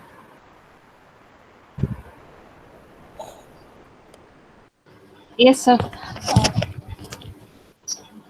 So the first question, sir. Latest treatment modality for aphthous ulcer. Latest treatment modality for aphthous ulcer. There is a saying for aphthous ulcer. With treatment, it heals in 7 days. Without treatment, it heals in 1 week. So it's more or less a self-limiting condition. So in my practice, I use, if it's a chronic recurrent, I always go for an hematinics, an RBC, and hemoglobin, a TC, DC. What all of us do is just estimate the RBC and the hemoglobin. Most of these patients with chronic recurrent aphthous stomatitis, you need to do 3 or 4 additional blood tests, which is called as TIBC, which is total iron binding capacity, red cell folate, serum ferritin and iron, and serum B12 and folic acid levels or assay. So even if your hemoglobin and RBC levels are normal biochemically, you might find a decrease in any of these 4 or 5 additional parameters what I told. So you need to correct it. It gets corrected in the longer run. But if it's an acute condition, I would go for a chlorhexidine gluconate gel, or I would go for a tetracycline mouthwash, or a low potent steroid, or if it's multiple areas, I would go for a steroid mouth rinse. Again, what you need to advise the patient is when you're giving a topical antiseptic or an analgesic or a steroid, instead of directly applying it in the mouth, ask the patient to apply it over a cotton, a wet gauze or a cotton, and then apply it over the aphthous ulcer. Have it in place for about 5 to 10 minutes, and then remove it about 3 or 4 times a day. And so this is how I would treat aphthous ulcer. But long-standing recurrent aphthous for years together, we have got very good success with levamisole. 50 milligram tablet once a day for 3 days in a week for 5 to 6 weeks. Sir, next question. Combination drug therapy in the management of trigeminal neuralgia. Yes. We initially start only with carbamazepine. In Savita, we follow the protocol of the tabular column, what I told you. We go for a maximum permissible dose of 800 milligram, and what level the patient is comfortable, we maintain at that level. If by chance, over a period of time, you will find that even the maintenance dose, that it doesn't work, the patient for about a month or a couple of months, the patient is comfortable, then he complains of the pain getting aggravated. Here, that's because of tolerance to the drug is getting decreased. The pain is the same. There's no further increase in the pain. The pain is the same, but the drug tolerance level is getting changed.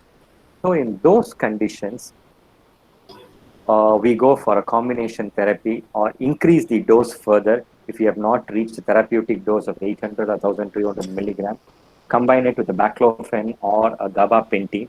Or if the patient has got a lot of drowsiness or side effects with carbamazepine, we are forced to reduce the dosage of carbamazepine and then couple it with baclofen or carbamazepine or a drug called as tegretol or a Zen retard, which is a sustained release carbamazepine. But in practice, if for about 6 months maximum, you can try.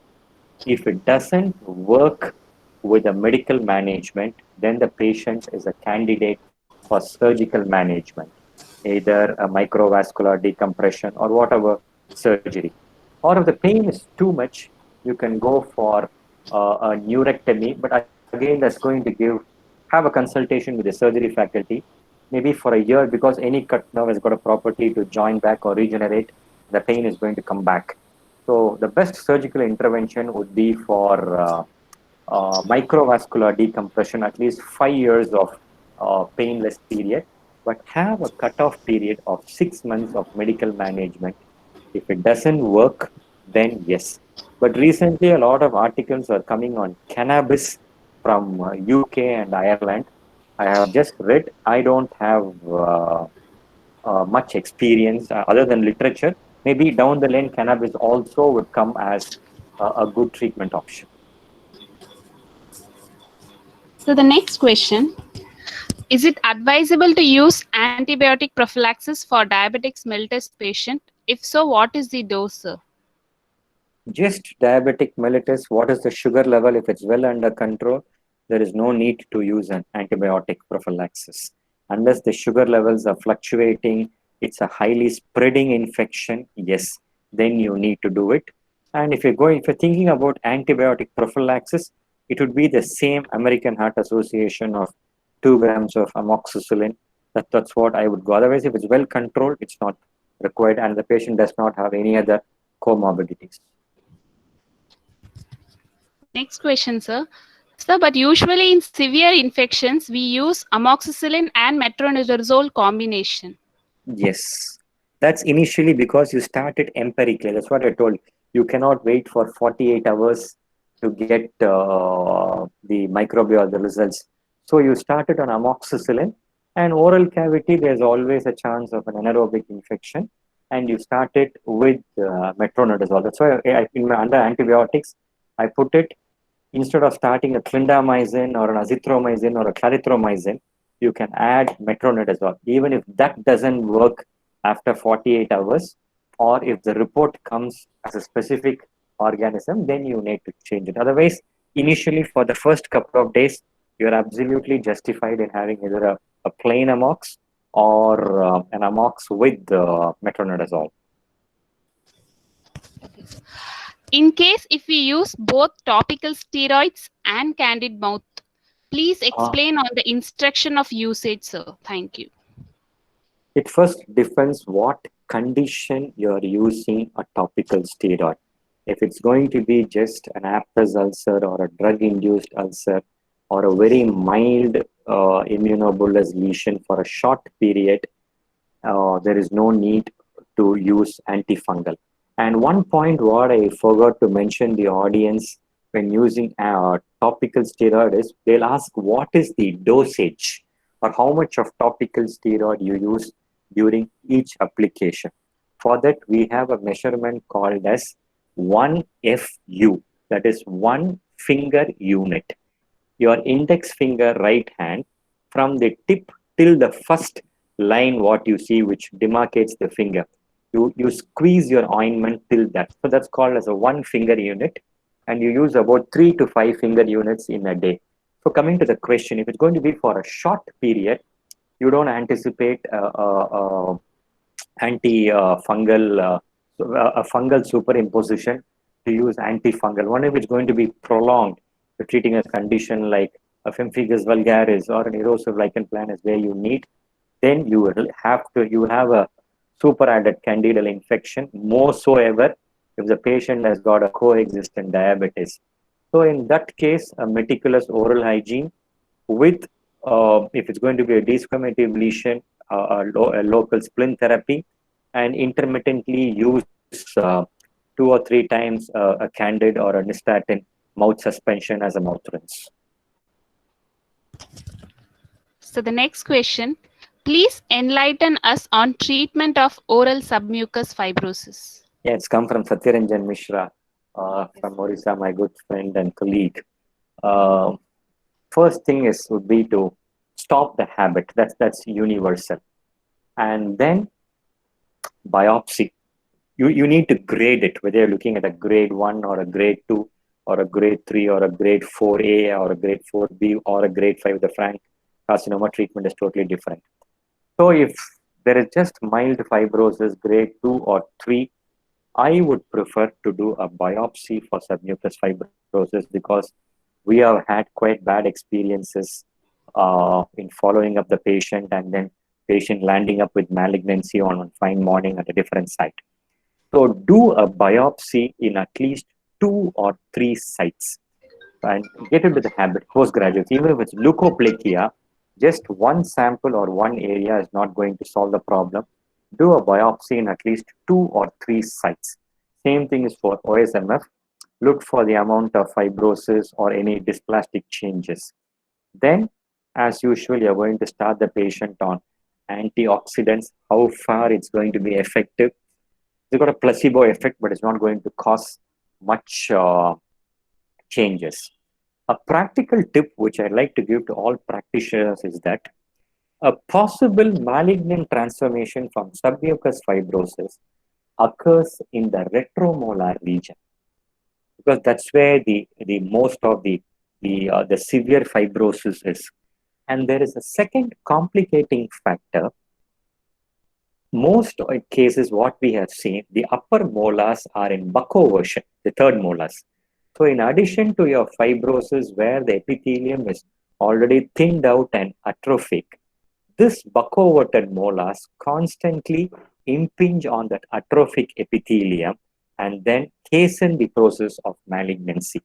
So if your molars are buccoverted, mandatorily remove it. And definitely when you remove the upper molars, which is buccoverted, the mouth opening increases by 2 or 3 millimeters in most of the cases. Then you can go for your intralesional steroids with or without hynidase, which Mishra has been using quite often, I know. Curcuminoids can be used. Now commercial tablets are available. I have no experience on placental, couple of cases, because not freely available. Placental extract is supposed to be good, but it's not freely available in the market.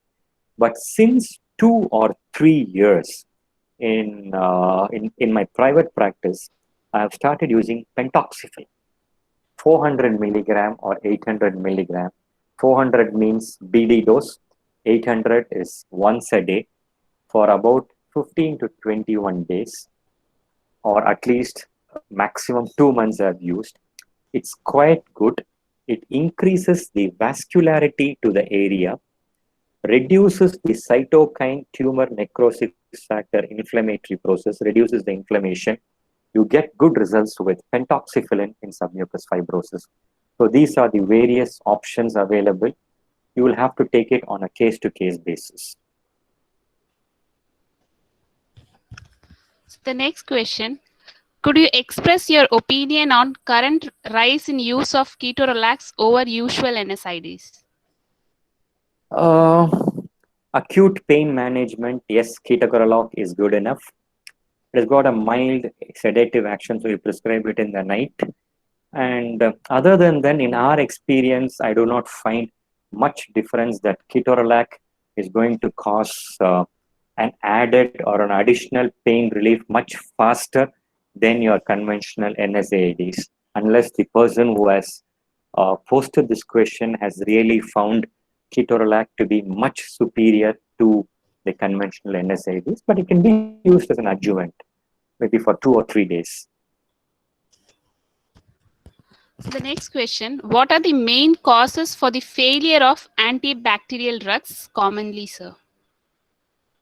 Misdiagnosis is one thing which I would put right on the top, and failure to do a bacteriological or a microbial examination, using the inappropriate drug, changing the drugs very often before the pharmacological effect of a drug can be exerted, polypharmacy. Why can't we give a glucocorticoid in dental pain treatment rather than NSAIDs? Is it because of the duration of action? Yes, that is one possible. Again, it depends what the condition of pain. If it's going to be, say, a severe road traffic accident or a trauma, you are justified in giving a shot of a corticosteroid to reduce the inflammatory response. So that's why I told there are n number of options or drugs available. So you will have to take it on a case-to-case basis, and you will have to make a clinical decision on which drug is going to be most appropriate for that particular clinical condition you're looking at. One long time question I have in mind, sir. How to give acyclovir 5 times a day, sir? How to infer that, sir? Again, I would say most of these drug regimens are from the Western literature. It's based on the body mass index. So for an Indian population, even though the literature says 5 times a day, 500, 400 milligrams of acyclovir, it's going to be difficult. So the best thing would be 3 or 4 times instead of 5 times. Make it 3 or 4 times. Make it 6 hourly or make it 8 hourly. That would be feasible. The next, a very clear and informative talk, sir. MPDS, what would be the drug of choice? Is clonazepam a better choice instead of other muscle relaxants? Yes, for a short duration, but for long duration, for an MPDS, if there is no other local causes, you have corrected everything, you have ruled out a disc pathology, because long-standing cases of MPDS go for a degenerative disorder of the joint, or they go for a disc pathology. So that's why I told you diagnosis is the most, therapeutics is only secondary. Diagnosis is the most important. If your diagnosis is not right, none of your therapy is going to work. So if you have made sure that it's only MPDS, it's not proceeded to a degenerative joint disorder, or it's not gone to a disc pathology, I would try to manage it more conservatively with hot and cold packs, a soft diet, limitation of jaw movements, jaw stretch exercise, clonazepam, or I would go for tricyclic antidepressants, because it is the most safest what I have used or what literature says to use it in a dental setup. So can we prescribe more COX inhibitor over NSAIDs? If yes, why NSAIDs are still preferred? If no, why not? That's why I already mentioned it in my presentation. Advantages and disadvantages of COX 2 inhibitors like your valdecoxib or your celecoxib. It has got an advantage of reduced GI irritation or upset, and it does not delay wound healing, and it prevents platelet aggregation. These are the advantages. But the disadvantages, it has got the same effectiveness or efficacy in pain relief as your non-steroidal anti-inflammatory drugs. But the disadvantages would be cost. As I told you, it's much more expensive than your NSAIDs. You can use it for a short time, for about 2 weeks. More than 2 weeks, there is literature report of thrombotic events or thrombosis occurring in patients with a long-term COX-2 inhibitor. So that's why, hopefully the case what you're treating should not go for a thromboembolic event. So don't use it more than 2 weeks. Use it less than that, or for 2 weeks period. Then you shift back to your NSAIDs. Next, sir. Many times, a patient with symptomatic periapical abscess, radiologically loss of lamina dura, but no swelling. The patient develops a swelling on starting with the antibiotics till the time we start endodontic treatment. How to manage this? If it's an abscess, if it's pointed, you can do an incision and drainage, as I told you.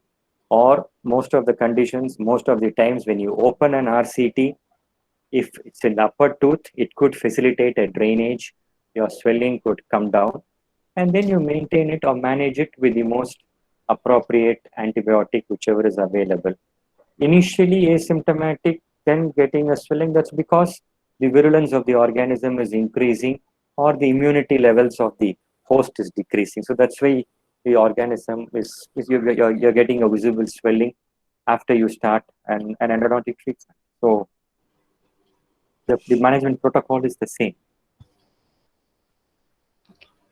So what's your opinion about role of PBM, low level laser therapy, in managing oral lesion and orofacial pain?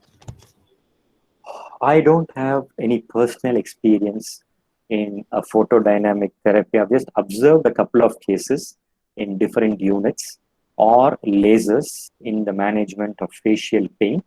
I don't have any personal experience, but again, literature gives a mixed opinion. And if my knowledge, I may be wrong, so people can correct me.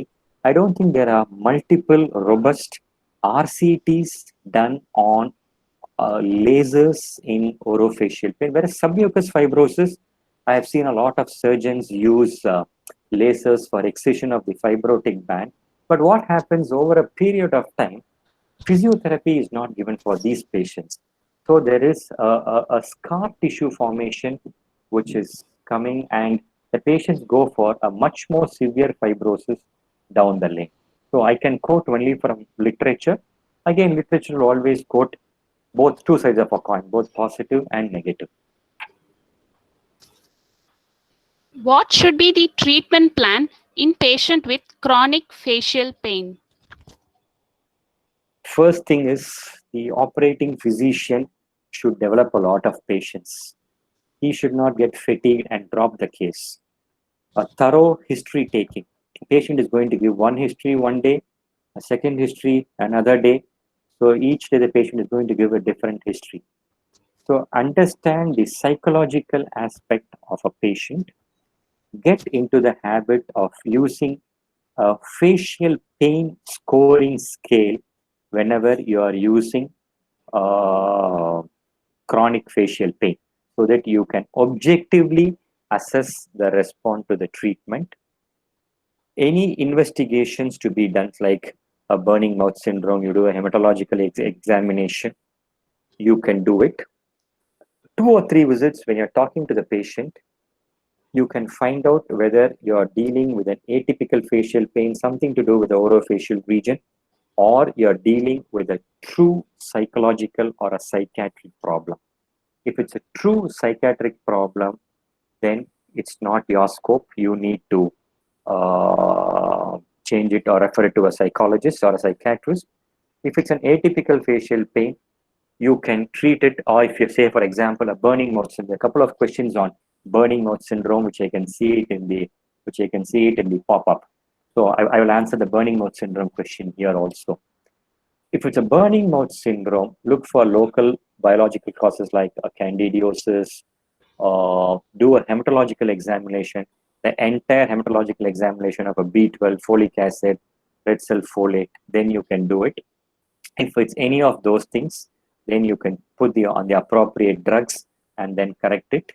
Or you could put the patient on a tricyclic antidepressant or an anxiolytic like Alprax or a diazepam for a short period of time, and then you can do it. But we have got quite good experiences in atypical facial pain with cognitive behavioral therapy. That is coming up, which many centers I think should take it up. You should have a clinical psychologist who can reassure the patient that is, he is retuned to take care of his condition or to get adjusted with the condition. So cognitive behavioral therapy is one thing which we people need to do more or research upon. So what would be the drug of choice for bacterial parotitis? I think Dr. Karpagoli has asked this question. Again, if I'm able to elicit pus, because in a bacterial parotitis, you should be able to express pus from the Stenson's duct.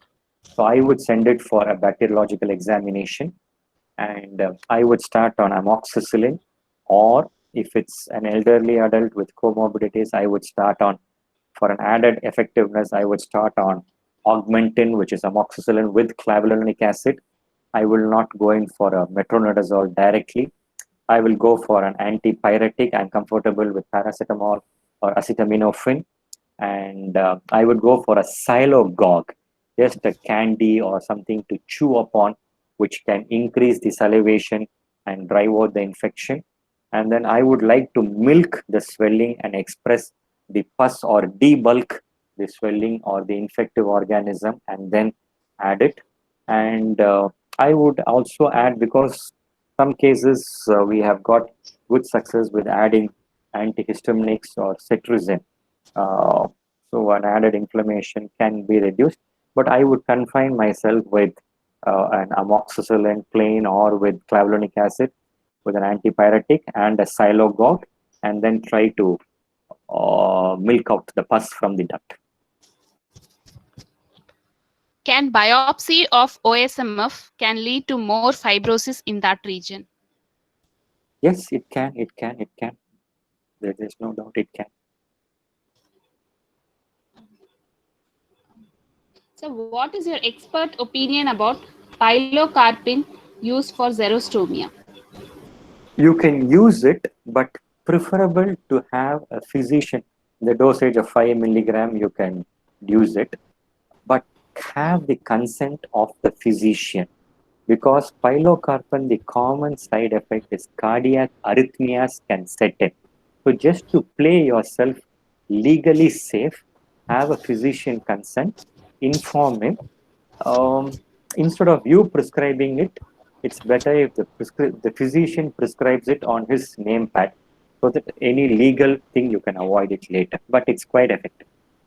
And nowadays, compared to pilocarpine, people are moving towards cevimeline 30 milligram, which reduces the cardiac arrhythmia side effect which you get with pilocarpine. So, the burning sensation question: chronic Yeah. burning sensation for more than a month, how can it be managed, sir, in non-diabetic and non-anemic patients? Okay. You have a psychological component, you don't find anything else. I use one drug called alpha lipoic acid, which is commercially called as Diavit Plus. And so that's quite effective in my practice for patients with burning mouth syndrome. And you have some chewable anxiolytic also, which I think literature takes. I don't think it's available in India, but you can verify it, or maybe I could verify it and then pass on the information to you, and you can pass it on to the questioner. But in my practice, alpha lipoic acid is quite effective for burning mouth syndrome. And over a period of time, the patients get used to it. We classify burning mouth syndrome into a type 1, type 2, and type 3, depending on the duration. So, an alpha lipoic acid with a tricyclic antidepressant like amitriptyline works good in long standing burning mouth syndrome where there is no diabetes or hematological deficiency or a candidiosis. Sir, any oral findings for COVID? Uh, the IAOMR group has reported articles from China, from Israel, that a few papers have come of a skin or a rash occurring in the oropharyngeal region, but that's again pathognomic of any viral infection. And but none of these are articles which I read in the WhatsApp group, which has reported that a few articles from China has been they have reported on mucosal rashes or erythema or ulcers in COVID. But again, it's not diagnostic. You have already explained, sir, but I'll just read out the question. Sir, your opinion on alpha lipoic acid for BMS? Yeah, that I told. I have a very good experience with alpha lipoic acid. Yeah. Sir, can you please emphasize on the role of low-level laser therapy in OSMF? What would be the best choice of drug in burning mouth syndrome? Best choice of drug in burning mouth syndrome is again alpha lipoic acid with a tricyclic antidepressant, as I told. Again, laser also I have answered. I have not personally used laser, but I have seen or referred to surgeons who have lasers to excise the fibrotic bands. Again, management of dry mouth syndrome. Management of dry mouth syndrome is again treat the underlying cause. If it's diabetes or if it's hypertensive, try to change the drug consult with the physician, frequent intake of water, use of silogog, salivary substitutes like carboxymethyl cellulose. Commercially, it's called as wet mouth liquid or spray. You have got your dry mouth GC company gel available in different flavors. and then you have your pilocarpine and cevimeline. And nowadays, researchers are almost finished phase 3 research where they have an battery operated device, something like your TENS, what you use for facial pain, a battery operated device which is fixed on to an appliance or a denture and the patient wears. So this exerts pressure or it stimulates the salivary glands, mainly the submandibular, because most of your unstimulated secretion comes from the submandibular, and most of your stimulated secretion comes from the parotid gland. So this stimulates the submandibular gland, which can increase the functional capacity of the gland. So this is an ongoing research for this battery operated device to act as a stimulant to stimulate the functional capacity of the gland. Recalcitrant cases of oral lichen planus, what would be the Yes. drug of choice?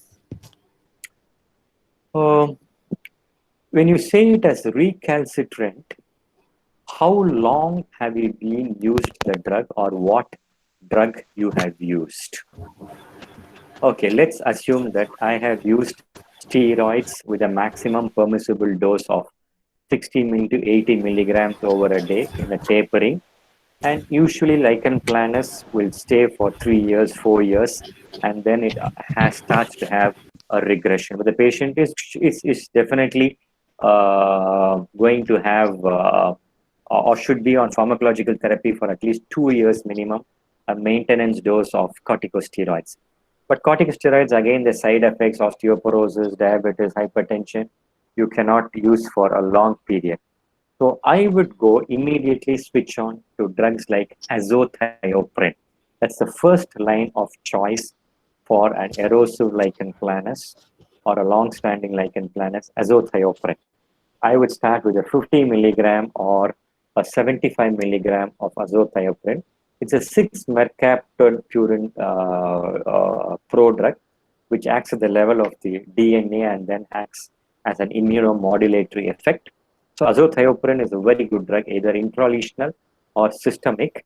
But one thing you need to do, or at least theoretically know, before starting the drug azathioprine, you need to do a specific test called as this one, TPMP assay. It's an enzyme called as thiopurine methyl transferase, which helps in metabolizing this drug.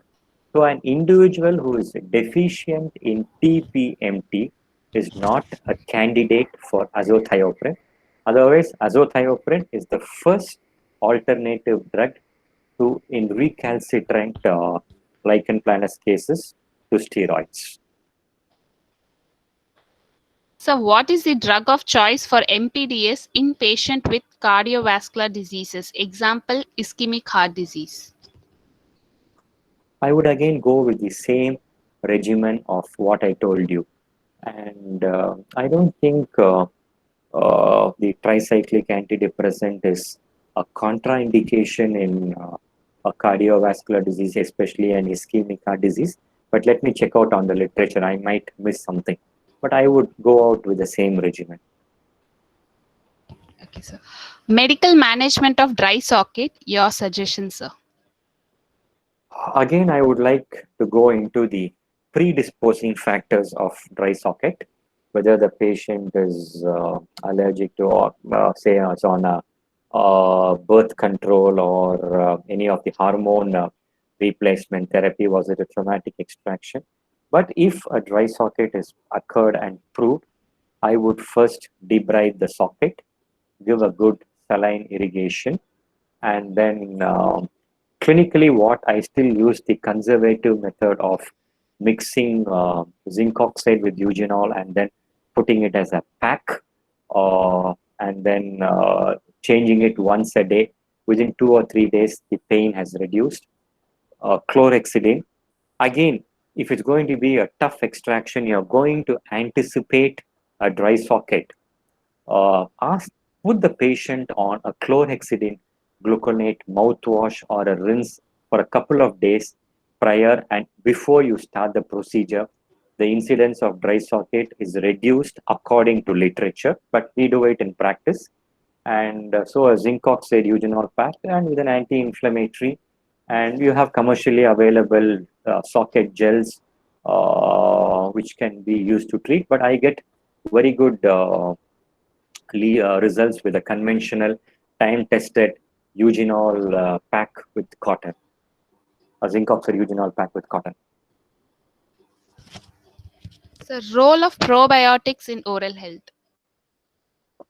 Again, it's going to be a theoretical experience from me and not much of experience. I have not tried, but I have read literature. Yes, they claim that it's quite good to improve the oral health, but personally, I have not tried probiotics.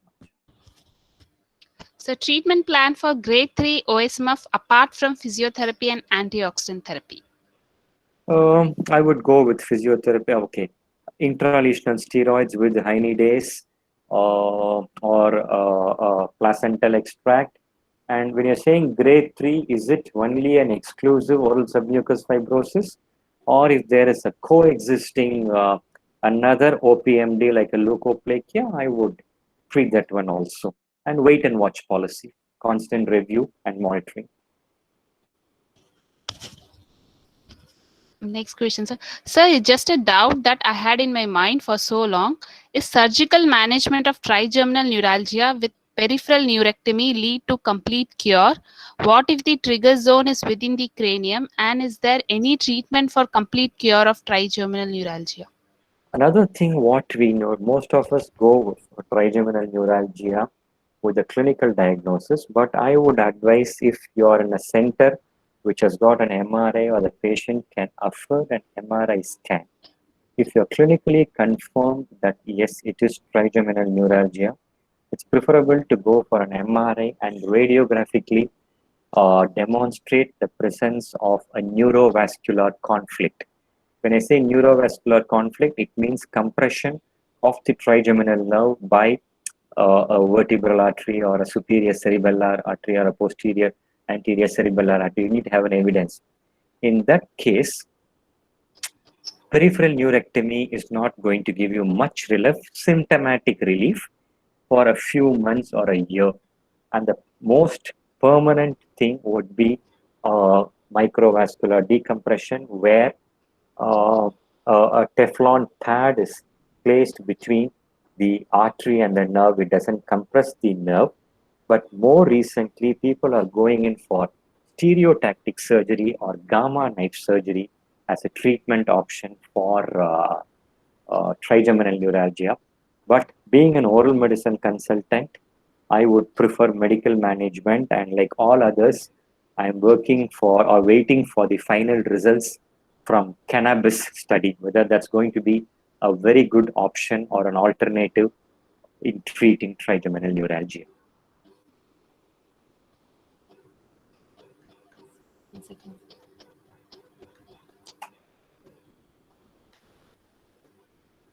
So, what is your opinion in prescribing zinc in patient with taste dysfunction or oral lesion or any oral Yes. Especially in oral dysesthesia or burning mouth syndrome, lot of zinc supplements are prescribed and the papers are effective. So I also prescribe Zincovit. Exactly how it happens, because even for COVID, everybody talks only about zinc. Is it really an immune booster? But the exact mechanism of action I do not have. But yes, I use zinc supplements, especially patients with burning mouth syndrome. You can add this one also as an additional treatment modality on oral dysesthesia. Zinc supplements do work well. So again about laser. So laser not as a surgical tool in resecting bands. Could you please highlight as laser low-level laser therapy in OSMF, photobiomodulation? Again, I repeat, I don't have much experience in that. Maybe I really don't know. Maybe I could refer the literature and then answer this particular question. Okay, sir. Metronidazole and its application in dentistry, sir. Metronidazole is a good drug for any anaerobic infection, especially empirically, yes, you started with amoxicillin, and again, periodontal abscess, pericoronal abscess, you can use it. And metronidazole is good for one condition called as Vincent's angina, a sort of an erythematous lesion which occurs in the soft palate region with ulceration. So in those conditions, metronidazole is the first drug of choice compared to amoxicillin or any other drug. So there are more 2 to 3 questions. Can we proceed, sir? No Yeah, problem. yeah, sure, no problem, no problem, no problem. A brief note on pulse therapy in oral lesion. Again, it's absolutely theoretically my knowledge is based. And pulse therapy, I don't think oral medicine physicians are qualified. You need to have a medical person to assist you. Well, that case of pemphigus vulgaris, what I showed in my presentation of using cyclophosphamide, that was done using pulse therapy with the dermatologist and the internal medicine consultant. But it's Role of effective. Yeah, it's effective. sorry. Role of Role of dapsone in oral lesion. Dapsone is an excellent drug for systemic management of erosive lichen planus. 100 milligrams of dapsone once a day for about 2 to 3 months is good. But once dapsone, it can cause suppression of the bone marrow and it could lead to aplastic anemia. So monitoring of vital parameters or the blood cell count is important, but dapsone is a drug of choice in erosive lichen planus. Recently, I can quote one from my personal experience. A patient with pemphigus vulgaris, whom we have been treating for the past 2 years, we had good results with steroids, systemic, topical, and patient was slightly not very good in keeping up appointments or following or buying the drugs because she's from a weaker economical society. So that's why I told we need to know the cost of drug before we prescribe it. And the oral lesions healed up. At one stage, the patient started developing skin lesions. So I thought it was better for me to consult a dermatologist. The dermatologist fully agreed with our treatment plan, but by the time the patient went to the dermatologist, with the increased steroid levels, what we started, the skin lesions also had healed with potent topical skin ointment like clobetasol. So there were no skin lesions when the patient went to the dermatologist. The dermatologist suggested a drug regime for us for pemphigus vulgaris, which I would like to share it with the audience. I think it would be useful to all oral medicine consultants and the postgraduates. He is asking us to start dapsone 100 milligrams for 5 days a week. Weekends, that is Saturday and Sunday, put the patient on 30 milligram of corticosteroids. So this is a written dose suggested by the dermatologist from Savita Medical College, which is sent to me. And I plan to use this regimen in my next case of pemphigus vulgaris or lichen planus. Yeah.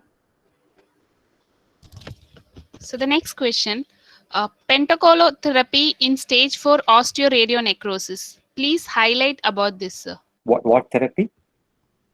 Pentaclotherapy. Pentoxifillin therapy? Okay, I take it as pentoxifillin therapy. Yes, as I already mentioned, the same thing for oral submucous fibrosis, a 400 milligram or 800 milligram. It increases vascularity to the area of necrosis or necrotic bone, and then also it reduces the tumor necrotic, the cytokine mediated tumor necrosis factor inflammatory process. It reduces the inflammation. And you also need to add clindamycin in those cases because I told penetrative power of clindamycin in areas of osteonecrosis or osteomyelitis deep into the bone is much better than amoxicillin. Sir, the last question, any newer treatment modalities for leukoplakia? No, it's the same algorithm what we use. A lot of articles on the adjuvants therapy or alternative forms of medicine. Otherwise, if there is no dysplasia, it's wait and watch policy. If there is mild or moderate, you do a surgical excision by a scalpel or a laser, and then wait and watch. You can give vitamin A therapy, cis retinoic acid, but I have not used much of cis retinoic acid, so I would be interested to increase my experience on that. Or topical bleomycin, literature says that it's quite effective. So I would like to start topical topical bleomycin also.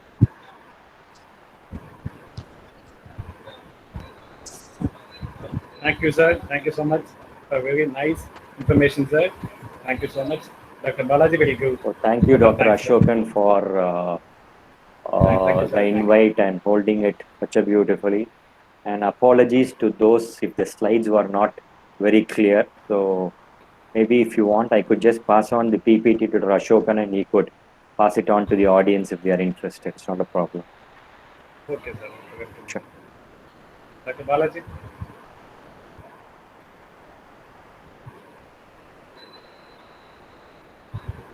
Balaji. Sir, sir, thank you very much, sir, for the very informative and useful session, sir. And especially for all the students, both undergraduate and postgraduate. And your wonderful session and speech proves that oral medicine is indeed a core clinical branch, especially for our students, sir. They should feel that our oral medicine branch is indeed a clinical branch. And thank you once again, sir. Thank you all and thanks for the opportunity. Thank you. Thank you, sir. Thank you so much. Thank you for all Thank you so much, sir. Yeah, Thank sure. you for all Thank you. participants. Okay, thank you. Thank you, sir. Thank you, sir.